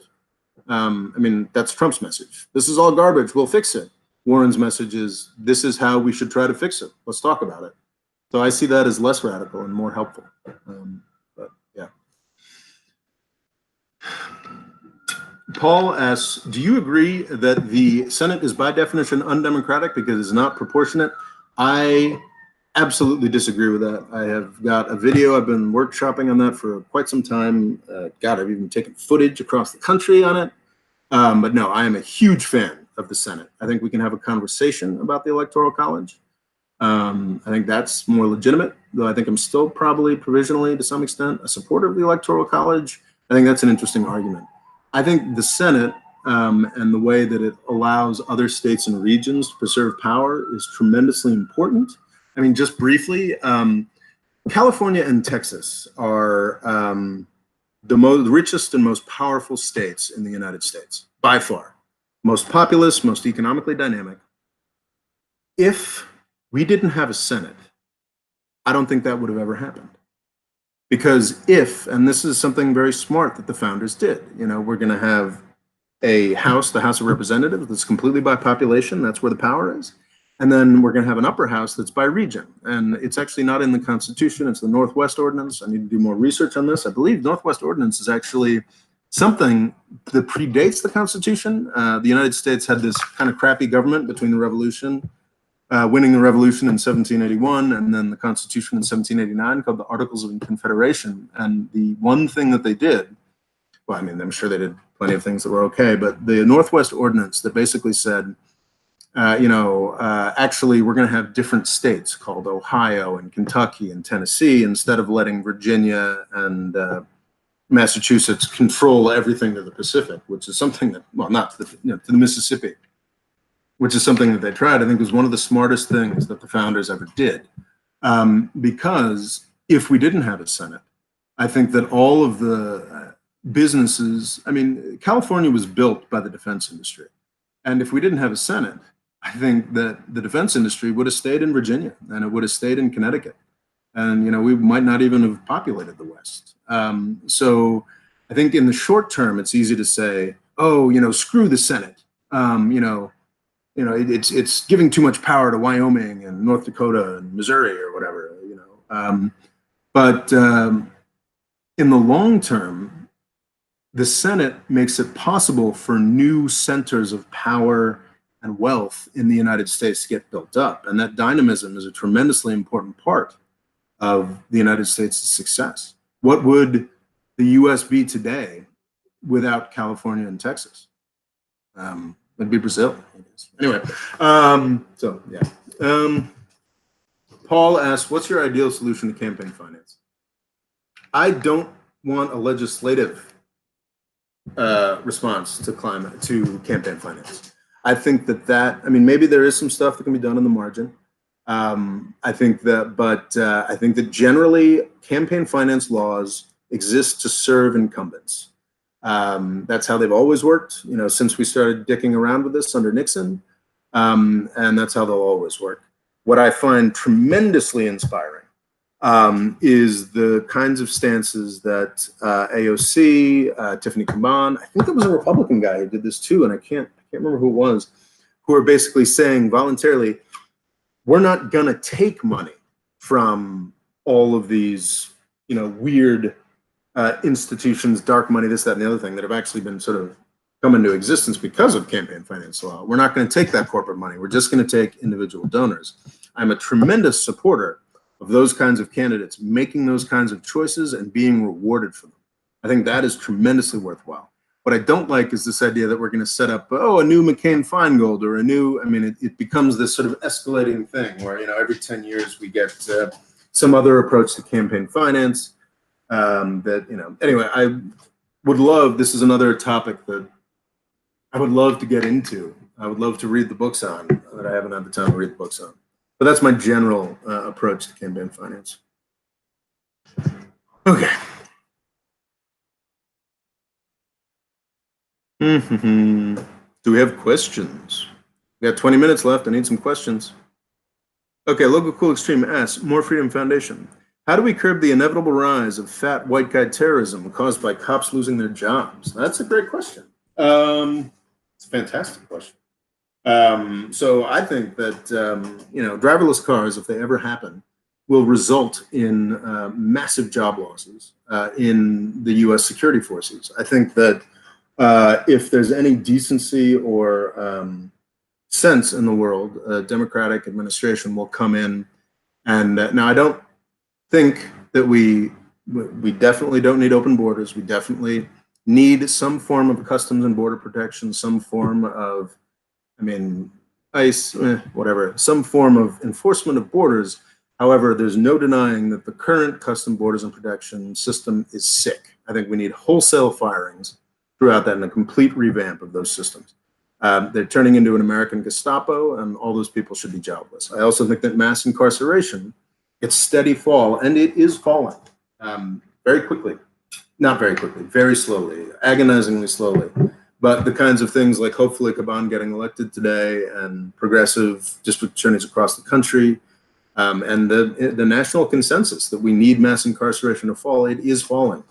That's going to mean massive job losses. Those three forces are going to result in massive job losses among white guys with guns, who love guns, who love telling people what to do. And I think we're going to see more and more sort of crazy mass shooters, maybe groups. That's going to be a real challenge coming up. I think the most important thing is to not play into their insane narrative. Sort of ignore it. Obviously investigate it, look after it, try to stop it, but not fall into this sort of flip out about it. That's going to be a real problem in the coming decades. But I think the best way to sort of stop it would be to actually stop hiring. In a lot of these, we have way too many cops. Now, as I said, I mean, there are thousands of jurisdictions. There are certain jurisdictions like, I don't know, Flint, Michigan, Camden, New Jersey, other places that are, Baltimore, Chicago, places that maybe you can make an argument for it. I don't know the details of those jurisdictions, but you can make an argument that they need more cops. Absolutely. Okay, let's do it. Let's finally give them the benefits and crime fall that everyone else has. But in the aggregate across the country, we need to just stop hiring cops. I think that would be the right next step, because if we just stop hiring, then when these massive job losses happen, there's going to be less of a problem. Yeah. Paul, what's your opinion on Andrew Yang ending the welfare state? I have no opinion on Andrew Yang. I just haven't really. I see him as a novelty candidate. I think the ending the welfare state, I guess that's the idea that we're going to replace all the welfare programs with universal basic income, and I think that's nuts, honestly. I think universal basic income is an interesting concept that is worth looking into. Weird approaches to redistribution, but the idea that we're just going to do that and then we're going to abolish everything else that we do to help the poor, the disabled, the insane. I think that's nuts. I think that's a no-go. I think that would yield extraordinary unpleasantness. Like San Francisco right now is famously falling into this just sort of abyss of homeless nightmare. You got people shitting on the streets in one of the richest cities in the world. And the idea that those people are going to be helped by universal basic income is hard for me to credit. I don't see it, because I believe, I haven't looked into Andrew Yang specifically, but that's the argument is a very familiar and old one. This idea that, we're just going to get rid of all these bureaucracies. We're just going to write people checks. It'll be fine. But if you look at those sort of 20,000 people living on the streets and shitting in corners, those people need social workers. Those people need drug programs. Those people need insane asylums. Those people need professionals who know how to deal with them. Can you argue that our sort of infrastructure of welfare provision, mental health services, drug prevention is in desperate need of reform? Absolutely. But this sort of idea that we're going to have a universal basic income and it's going to solve everything, it's asinine. And I think it's a way to justify just a lot of people dying. It's like, we gave them 10 grand this year. And they spend it all on heroin. That's their fault. It relies on a model of human beings that doesn't exist currently, anyway. Local Cool Extreme asks, oh shit, I'm losing it. Well, I'll just go with the other Local Cool Extreme question. Why have countries stopped having economic growth miracles like China, Japan, and Malaysia had in the 80s and 90s? They haven't actually stopped having economic growth miracles. Ethiopia, Rwanda, Kenya, Bangladesh, India's GDP figures are inflated, but they're not. They could be dramatically inflated. Who knows? But they're not negligible. And India growing at 5% is still a hell of a lot better than India in the 80s and 90s. So yeah, I don't think, I mean, Vietnam, what we have stopped having is the incredible low-hanging fruit of China. I mean, just having China growing at 10% a year, and then of course that rolling downhill to every country in the world that has any kind of natural resource that it can send to China. That is over, and that's why we're also, hopeful that India will start a rapid growth paradigm. But I don't think it's accurate at all to say that economic growth miracles have stopped. And Malaysia, Indonesia, I think, is growing at 5-6%. That's 250 million people. Economic miracles have stopped happening. But I mean, what happened in China is like a sort of once in a century kind of thing. It's comparable to what happened in it's only comparable, I think, to what happened in the United States in the 19th century. And even those, that was only 5% a year, but back then that was amazing. So I think Africa actually presents the possibility. India and Africa are where we could potentially get that sort of extraordinary world-changing China growth in the coming century. How it's going to happen, when it's going to happen, I don't know. But I don't think it's correct to say that economic growth miracles have stopped.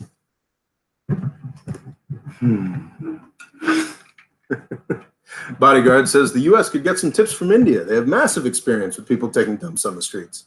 That's true.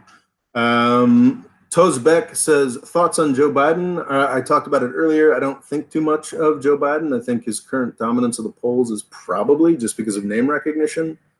I think he's a bit of a putz.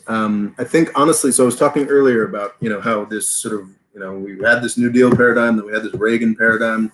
I think Joe Biden is sort of promising a return to the Reagan paradigm.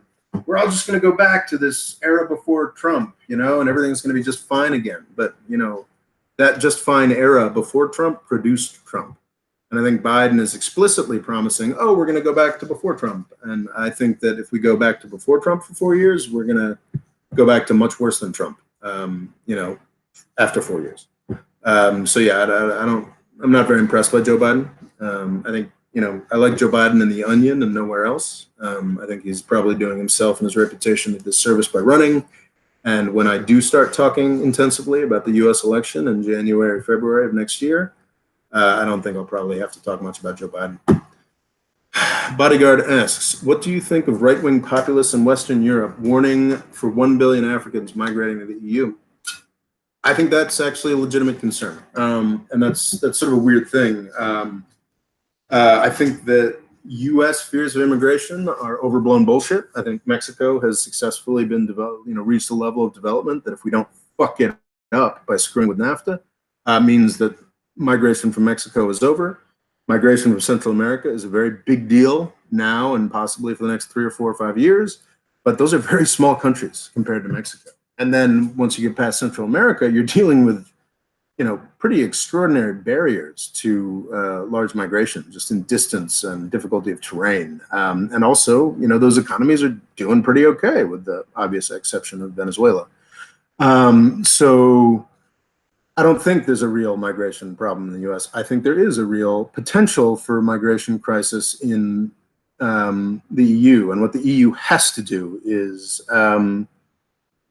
make serious efforts to bring stability and prosperity to Northern Africa. To all of Africa, but Northern Africa specifically. So unfortunately, they can outsource those problems, those migration problems, to North Africa. And North Africa is a place that actually could have, exponential growth and absorb a lot of the migratory stuff. So yeah, what I think the EU is right to be worried about massive migration from Africa, and what they should do to keep that from happening is, build stability and prosperity in North Africa and Africa more generally. Unfortunately, they're doing exactly the opposite. And I talked in my Libya video briefly about a month or 2 ago about how France and Italy are dicking around, squabbling over Libya's oil industry and supporting opposite sides in a civil war. And that's fucking insane. The EU, if it's really worried about you know, massive migration from Africa, which I think is probably, if you look at the demographics and the fact that actually Africa getting a little bit richer, there's this weird window. I think it was probably was it Noah Smith was talking about it on Twitter in the past couple of weeks. There's this weird window between like $5,000 and $10,000, you know, GDP per capita, where, you know, between 5,000 or maybe it's 5,000 and 8,000, it's actually a very small band. Migration becomes a lot easier because people get rich enough to sort of, you know, get cell phones and access to world media. And they're like, holy shit, they live a lot better in Africa than I live here. And at 5,000, you know, I'm kind of making enough money to, you know, go to, you know, pay to go to Europe, pay to get smuggled to Europe. But then at 8,000, people are like, oh, like, I'm doing well enough. I got a job. I can stay here. I can stay here with my family. Right? So what's important for the EU is to get Africa beyond that 8,000 GDP per capita, and get it to the point where people want to be rich and prosperous in Africa. And I think that's Europe's future, is to figure out how to profit from Africa's exponential economic and population growth over the next 50 years. So yeah, I think it's not insane, as it is in the US, to talk about being swamped by migration, and what the EU needs to do and what European countries need to do to keep that problem from happening, because, you know, Europeans have demonstrated how weak they are and how they can't handle large migration very handily over the past 3 or 4 years. If they're really concerned about that, what they need to do is build real prosperity and peace in Northern Africa, and they've been doing exactly the opposite. Thomas Cromwell asks, are you interested in early modern history? As you might be able to tell by my username, I am. The diplomacy and politics of the era is just quite interesting. I love early modern European history. It's fascinating stuff. Thomas Cromwell in particular is obviously an extraordinary figure. One of the greatest things about living in New York City is you can go to the Frick collection, which is across from the Metropolitan Museum of Art, and you can see this, you know, Frick, who was a 19th century robber baron in the United States, or early 20th century, managed to purchase Hans Holbein's portraits of Thomas Cromwell and Thomas More, his great rival, and they're just sort of sitting on either side of a fireplace in that extraordinary museum at the Frick collection. So yeah, I'm a tremendous fan of early modern European history. I spent a lot of time focusing on European history. Obviously, I'm writing a book on the British Empire, so there's a lot of dicking around with all the endless wars of that continent. So yeah, I think that it's interesting that a lot of my sort of critique of the way that most people look at Islam and Muslim countries is based on my understanding of early modern history and just how similar all this, you know, silliness of, political strife masking as religious strife that we see now in the Muslim world it's just early modern European history. So I'm a big fan of that. Local Cool Extreme asks, MoFreedomFoundation, why have you rescinded your support for Tulsi Gabbard? What's wrong with her? I like Tulsi Gabbard's foreign policy. I think she's one of the few people who talks seriously and honestly about the atrocious foreign policy. You know, she really harps on regime change wars. It's just the problem is that whenever I watch Tulsi Gabbard talk for more than 3 minutes, she goes too far into the fever swamps. You know, there was actually one, I wish I'd saved the clip because, you know, I'd probably get into a video if she lasts into 2020, but there was something she was talking about with the Russia thing, and I agree completely that the Russia investigation with Trump was just an absurdity. Obstruction of justice, that happened and is impeachable. But this idea that, you know, the Russians, you know, twisted the election was silly. And she, I think, takes that position as well. But she said that if, you know, the Mueller report had come out different, I can't remember what she said exactly, but she was, if the Mueller report had come out differently, we could have had a civil war. And I was just like, all right, anybody who talks about the potential of a U.S. civil war as a political candidate that pretends to be serious is someone who needs to be barred for 2 reasons. A, I do not believe that a civil war is possible. I think that, you know, as fraught as things are now, they were infinitely worse than the 1960s. And I think people need to be more conscious of that. But also because, yeah, politicians can call things into being they're sort of magicians in a way. They can make things happen. And if we had a serious presidential candidate talking about the possibility of civil war in the United States, then yeah, they can make it happen. So yeah, that's an absolute disqualifier for me. And that was why Tulsi Gabbard said that. It may seem petty or trivial to gravitate towards one piece of messaging that is disqualifying, but I think that's completely fair. Tosbeck says, thoughts on the UN Parliamentary Assembly proposition? I don't know anything about it. Sorry. But I am a big fan of the United Nations. Ayad Mas asks, have you ever read The Orientalism by Edward Said? You might like it if you're interested in the Western view of the Middle East. I have never read Orientalism by Edward Said. However, I have been reading about Orientalism by Edward Said for decades. I think elements of his critique are absolutely certain.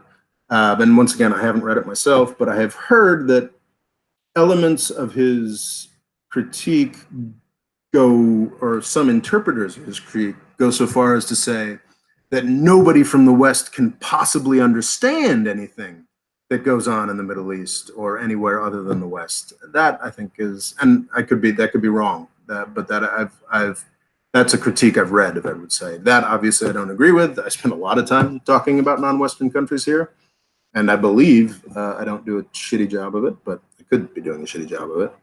But I think Edward Said is obviously a fundamental pillar of, social justice, how we talk about the Middle East, how we talk about the global South, and is tremendously significant and important.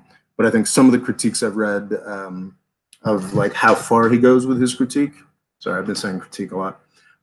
Some of those criticisms I think make sense, but once again, I haven't read the book, so can't speak to them. But obviously, Edward Said's Orientalism is a tremendously important book that, if there were more hours in the day, I would have gotten around to reading. Stefan asks, what is with the bottle sniffing? Every 4th of July, I go and visit, I go and hang out with all my university buddies, 20 years after graduating almost. We sit around a lake in northern Michigan around a bonfire that's about the size of a house, and they all get drunk. I don't, I'm sober, but they all get drunk. We set off lots of fireworks, and we do a tremendous amount of dipping tobacco.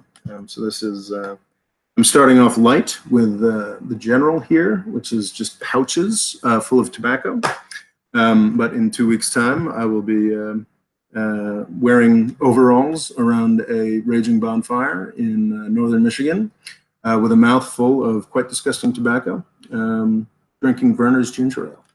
And I know that's many people's vision of hell, but it's sort of a redneck Burning Man, but I couldn't be happier. And as preparation for that, I am dipping tobacco is what I'm doing. Okay. P. Thomas Garcia asks, what do you make of the increased partnership between China and Russia? I made a video about 5 years back called Why Russia Will Join the EU Within 30 Years. I don't know if there will be an EU in 25 years from now, but regardless, Russia will be much more closely affiliated with whatever European organizations are there. You should watch that video, because while I think that Russia and China have some, obviously have common ground in opposing the United States, I think the idea of a long-term partnership between Russia and China is deeply silly. In brief, Russia is a very proud country. They're really invested in their idea, the idea of them having, real international power and influence. If they align themselves with China in the long term, they're not an ally or a partner, they're a satellite. If they align themselves with Europe in the long term, they're, the biggest military, the biggest population, unless Turkey joins as well. I think Turkey will probably surpass Russia's population within the next 30 years. They'll be a big dog if they affiliate themselves with Europe. If they affiliate themselves with China long term, they'll be a satellite. So I think that absolutely tactically, China, Russia, if you've got a Trump level moron or a Bush level moron or an Obama level, well, less so Obama, but if you've got a Bush or Trump level moron in the presidency, then yeah, what looks like real partnerships between China, Russia, India, the European Union, and everybody else against the US seem plausible. But the idea that China and Russia are going to form some kind of long-standing alliance just doesn't make sense. They share too long a border. You can watch that video I'd suggested. Tosbeck asks, do you think MBS risks inter-Saudi tension due to his modernization campaigns. The al-Sheikh Wahhabis and general public may have some resentment towards him. What's interesting is that Saudi Arabia is so freaking young. That demographic pyramid or whatever, like I don't know what it is, something like 50% is under 30 or something. I think the young in Saudi Arabia, they got the internet, they see the world outside, they're not as invested in, I mean, some of them absolutely are. But I think as a general in the aggregate, they're not as invested in the Wahhabi approach as others. And I think that that's a lot of MBS's legitimacy, but especially as the economic parts of his program continue to fall apart and reap very small rewards. I think absolutely MBS there's a real risk of inter-Saudi tension. And, you know, I think I am on record saying that I think the Sauds will be done in Saudi Arabia by 2030. That's one of sort of the main propositions that I advocate for. I think what happens after that might be even more Wahhabi. But if it's a caliphate that isn't in bed with the United States, it'll still be less damaging than Saudi Arabia. So yeah, I mean, absolutely. I think MBS risks inter-Saudi tensions due to his modernization campaigns, especially after the complete failure of his economic program becomes more obvious. Local Cool Extreme asks, how is search and frisk and civil asset forfeiture legal when it violates the due process clause of the Constitution? That comes down to the complete ignorance of most of the Supreme Court on these issues. Very few of them interacted with the criminal justice system at all. Actually, I don't know the biographies of the people currently sitting on the Supreme Court, but it's not just the Supreme Court. In the federal courts that interpret the Constitution, there's been this culture of mass incarceration and extraordinary deference to the crime panic. I should have probably mentioned this earlier, but in the 70s and 80s and 90s in the United States, there was a real crime crisis. And everybody, you know, loves to talk about, you know, the Constitution. I love to talk about the Constitution. I think it's really important. But people who pretend that, you know, the Supreme Court and the U.S. Judicial system are somehow free of politics are fooling themselves. And because the people who become high-level justices, you know, what's interesting, a lot of them have experience as prosecutors. Very few of them have the kind of experience that Tiffany Caban has, which is experience working as a public defender, actually working in the community and trying to really solve the problems of the community rather than just cracking down on crime and arresting, you know, generations worth of people. So yeah, search and frisk, civil asset forfeiture are abominations. Actually, I think, you know, don't quote me on this, but Gorsuch, the first of Trump's appointees, I think is actually okay on civil asset forfeiture. Don't quote me on that, but yeah. Because what's interesting about this sort of federalist society people, you know, the sort of feeding trough of right-wing legislators is there are some real libertarian instincts there, and obviously any real libertarian is appalled by search and frisk and civil asset forfeiture. So I think they're even with our, you know, rapidly right-wing judiciary that we're building, even they have some problems recognize some of the problems of mass incarceration and civil asset forfeiture, all of these things. Sorry if I'm getting too far into if I'm not explaining the sort of U.S. criminal justice jargon here, but it's getting late. I've been at this for 2 hours now, and I'm a bit tired. Whew. Barack Dillman asks, could you talk about the Eastern Mediterranean oil gas disputes and potential resolution in the region? I'm aware of these disputes, but I don't have enough. I haven't done the reading, so I can't really talk to it. Is Israel a U.S. state? That's a very interesting question, and I think there's some real truth to that. I think people, a lot of people think that U.S. support for Israel is about this sinister Israel lobby that controls people through their Ziono-fascist approaches or whatever. But I think that what Reed is good is pointing to this is Israel a U.S. state thing actually has a lot more to do with U.S. affinity for Israel than you know, sinister conspiracies. Just briefly on the Jewish lobby, the Israel lobby absolutely exists But what people don't really recognize is that there are thousands of lobbies, and the Israel lobby is nowhere near as powerful as is imagined. What is powerful is the fact that there's real affinity between Israeli and U.S. culture. It's interesting. A lot of them come from Russia, but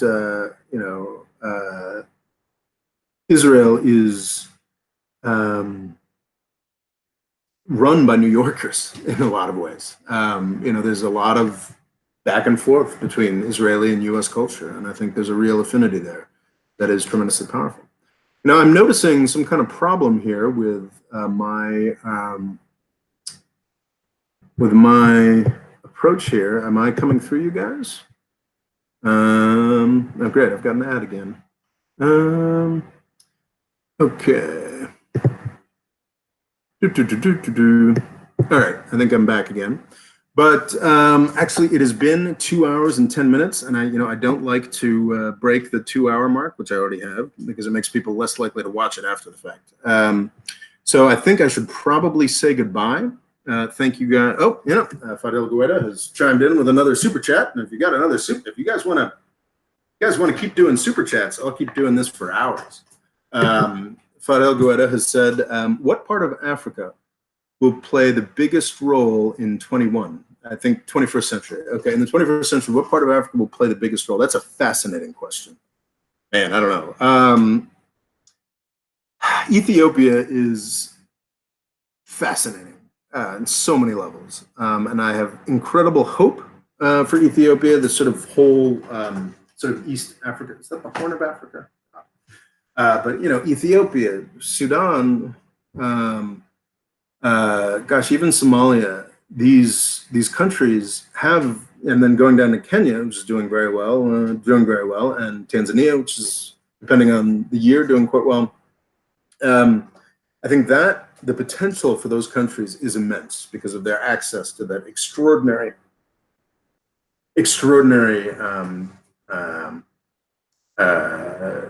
trade routes, the extraordinary trade routes, the Bab el Mandab, sort of going up to the Suez Canal. I mean, it's most, an extraordinary volume of trade in the world goes through those straits. So I think there's tremendous potential there. There's tremendous potential in North Africa. As I've talked about recently, sort of Tunisia, Morocco,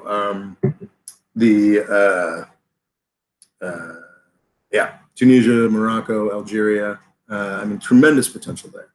So those would be my picks for the places that will do the best. But the rest of Africa as well. I mean, it's an extraordinary place with extraordinary natural resources, extraordinary natural beauty, extraordinary people, and I'm very optimistic. If I had to pick the biggest, the potentially most powerful and impressive regions, I would go more northern and more eastern. There you are. Does democratic peace theory work in the Middle East? I would say absolutely. I've done a video on this, why the Middle East is behind. The Middle East isn't behind because the Middle East isn't behind because of some special, weakness of Arab countries or populations. The Middle East is behind because the Cold War never ended in the Middle East. I talked earlier about the fact that Africa is now finally growing and going ahead by leaps and bounds, because the Cold War with the Soviets and the US, constantly meddling is over. This is the same thing in Latin America. This is the same thing in Eastern Europe. This is the same thing in all of Asia, or Southeast Asia anyway. When the Cold War ended and these rivalries between large powers ended, things got better. Democracy became possible. Real economic growth became possible. The Middle East doesn't have that because from the end of the Cold War, the U.S. has maintained a rivalry with Iran, Saudi Arabia versus Iran, Israel. Now we've got Turkey in there. The Cold War never ended in the Middle East. That's why it's not, it's having so much trouble going towards real democracy. And you can, it's not some weird theory here. You can see it in the daily news out of Saudi Arabia. The Arab Spring was crushed because Saudi Arabia and the United Arab Emirates worked very hard to crush the Arab Spring. Democratic peace theory isn't so democratic peace theory, I believe, is the idea that you reach a certain level of wealth and your system goes democratic. And that's, well, of course, a lot of the Arab world isn't reaching that level of wealth. And that's a lot has to do with the fact that the wealthiest country in, well, I guess by per capita, well, the wealthiest country in the Middle East is Saudi Arabia, I believe, depending on your measure. And that's a weird, artificially propped up, screwed up monarchy. It's not some, I mean, democratic peace with wealth doesn't just automatically happen. You know, there has to be a lack of rivalry and competition in the nature of war. And the Middle East doesn't have that, as everyone else got. Oh, Thomas Cromwell said, isn't democratic peace there the idea that democracies don't fight wars with each other? Well, that doesn't really apply to the Middle East because, I mean, I guess Iran is a democracy to some point. Turkey's definitely a democracy. But who else? Egypt had an elected president and they just killed him. Yeah, there isn't democracy in the Middle East, really. I guess Israel is, I mean, Israel's an apartheid state. Israel has a population of what, how many, 5 million Palestinians without rights? Yeah, that's not a democracy.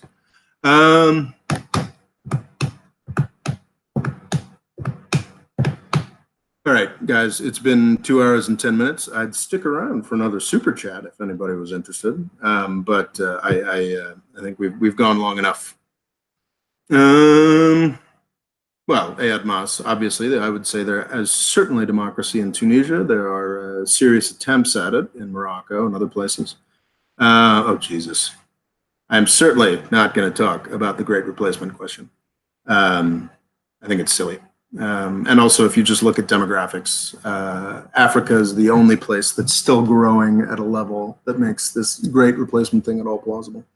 But yeah, the Great Replacement white genocide, I think that's all silly garbage. Yeah, especially in the United States, where the Great Replacement idea, this idea that, oh, they're trying to, you know, the Jews are trying to replace the white people with brown people, are reliant on Latin American growth numbers that are now at about the same levels as the United States, population-wise. So, silly garbage. Okay. Fadel Gueda asks, what is my favorite movie director? What? Fantastic question. I would go with, I don't, you know, is it Paolo Sorrentini? I'd say probably the film that I've enjoyed most in the past 10 years is this film called The Great Beauty, or La Grande Bellezza, by, I think it's Paolo Sorrentini. He's a guy who does do English language films, but this was an Italian language, and it's, I don't know, maybe I identified it with a bit too much with my sort of party lifestyle in Istanbul, but it's sort of about an aging playboy in Rome. And it's just an extraordinary film about sort of getting older and just the great beauty of life, this, that, and the other thing. So definitely my favorite movie director of my 30s, that's for sure. But other directors, who do I get excited about? Oh, man. I mean, David Fincher, you know, you can't go wrong.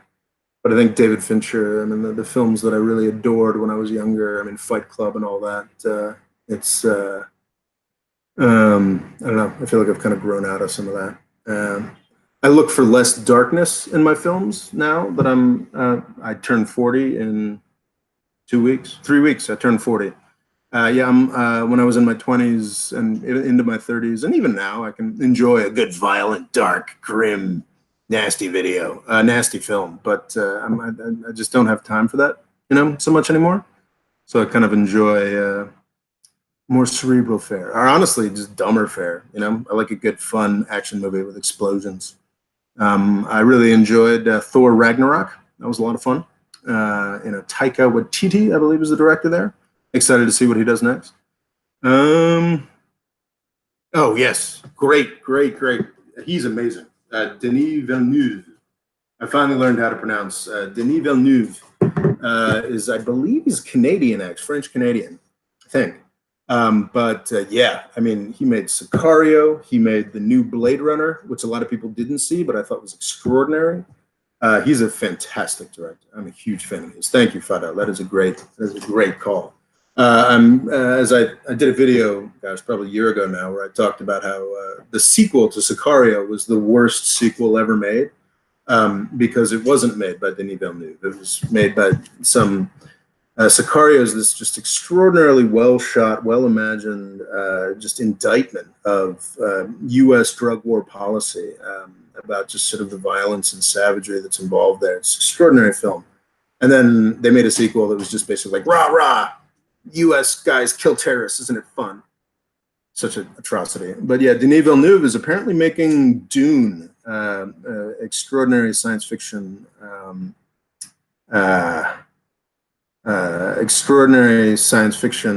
book of the 70s, perhaps, one of my favorites. And it's also famously defeats people who attempt to make the film. I think David Lynch did a famously failed version of Dune back in the 1980s. But I think Denis Villeneuve could actually pull it off. I know this could be sacrilege, but I enjoyed the new Blade Runner much more than I enjoyed the old Blade Runner. So if anybody can make a successful film out of Dune, it's Denis Villeneuve. All right. So that's directors. Has anybody who poisoned my drink? That's messed up. Alfonso Cuarón. You know, what has he done recently? Children of Men is a fantastic film. Fight Club totally changed my life too. But honestly, like, just that degree of nihilism is no longer really attractive to me anymore, honestly. But yeah, I mean, I saw Fight Club in the theaters when it came out when I was in college, and really adored it. But yeah, that was a long time ago.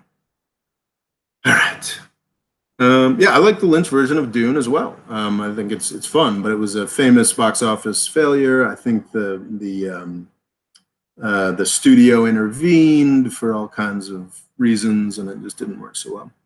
James Cook asks, do you like Fatih Akin's movies? That's a Turkish director. Is he the one that does he do those incredibly slow movies? Those were a little much for me. My Turkish isn't that great. And there's a lot of sort of long, slow shots of people being angsty. Or is that not Fatih Akin? Okay. Folks, thank you so much. My name is Robert Morris. I am the Mo Freedom Foundation. If you live in Queens, please go vote for Tiffany Caban today. I can be found on Twitter at RoboLaw. I've written a book called Everybody's Lying About Islam that you can check out. It's worth reading. You can find that from my website, or I think I've got a link on the YouTube main page. I'm currently writing a book called Avoiding the British Empire that I hope to finish in the next month or so. But I've been saying that for 6 months, so don't trust me on that. You can follow me on Instagram at The Golden Age. I am completely reliant on Patreon and PayPal donations. I think there's links to both of that in the description here, and I'd be very grateful for anything you could do. That'd be nice. And thank you so much. The Mo Freedom Foundation is, mostly me, but it's also all of you. It would obviously be impossible for me to keep doing this if it weren't for the amount of support I get. I mean, obviously, financial, super chats, PayPal, Patreon, but also just the fact that you folks are willing to hang out with me for an hour or two and talk about this stuff, and watch the more produced videos that I do the rest of the month, and comment and everything. Thank you all so much. I'm very, very grateful. And with that, I think I am going to sign off. Thank you so much. Yeah, Twitter at RoboLaw. That's weirdly been taking off recently. People seem to like it, and I spend way too much time on there. But yeah, it's a good place to keep the conversation going all month long. Anyway, thank you guys. Like, subscribe, yada, yada. Love you all.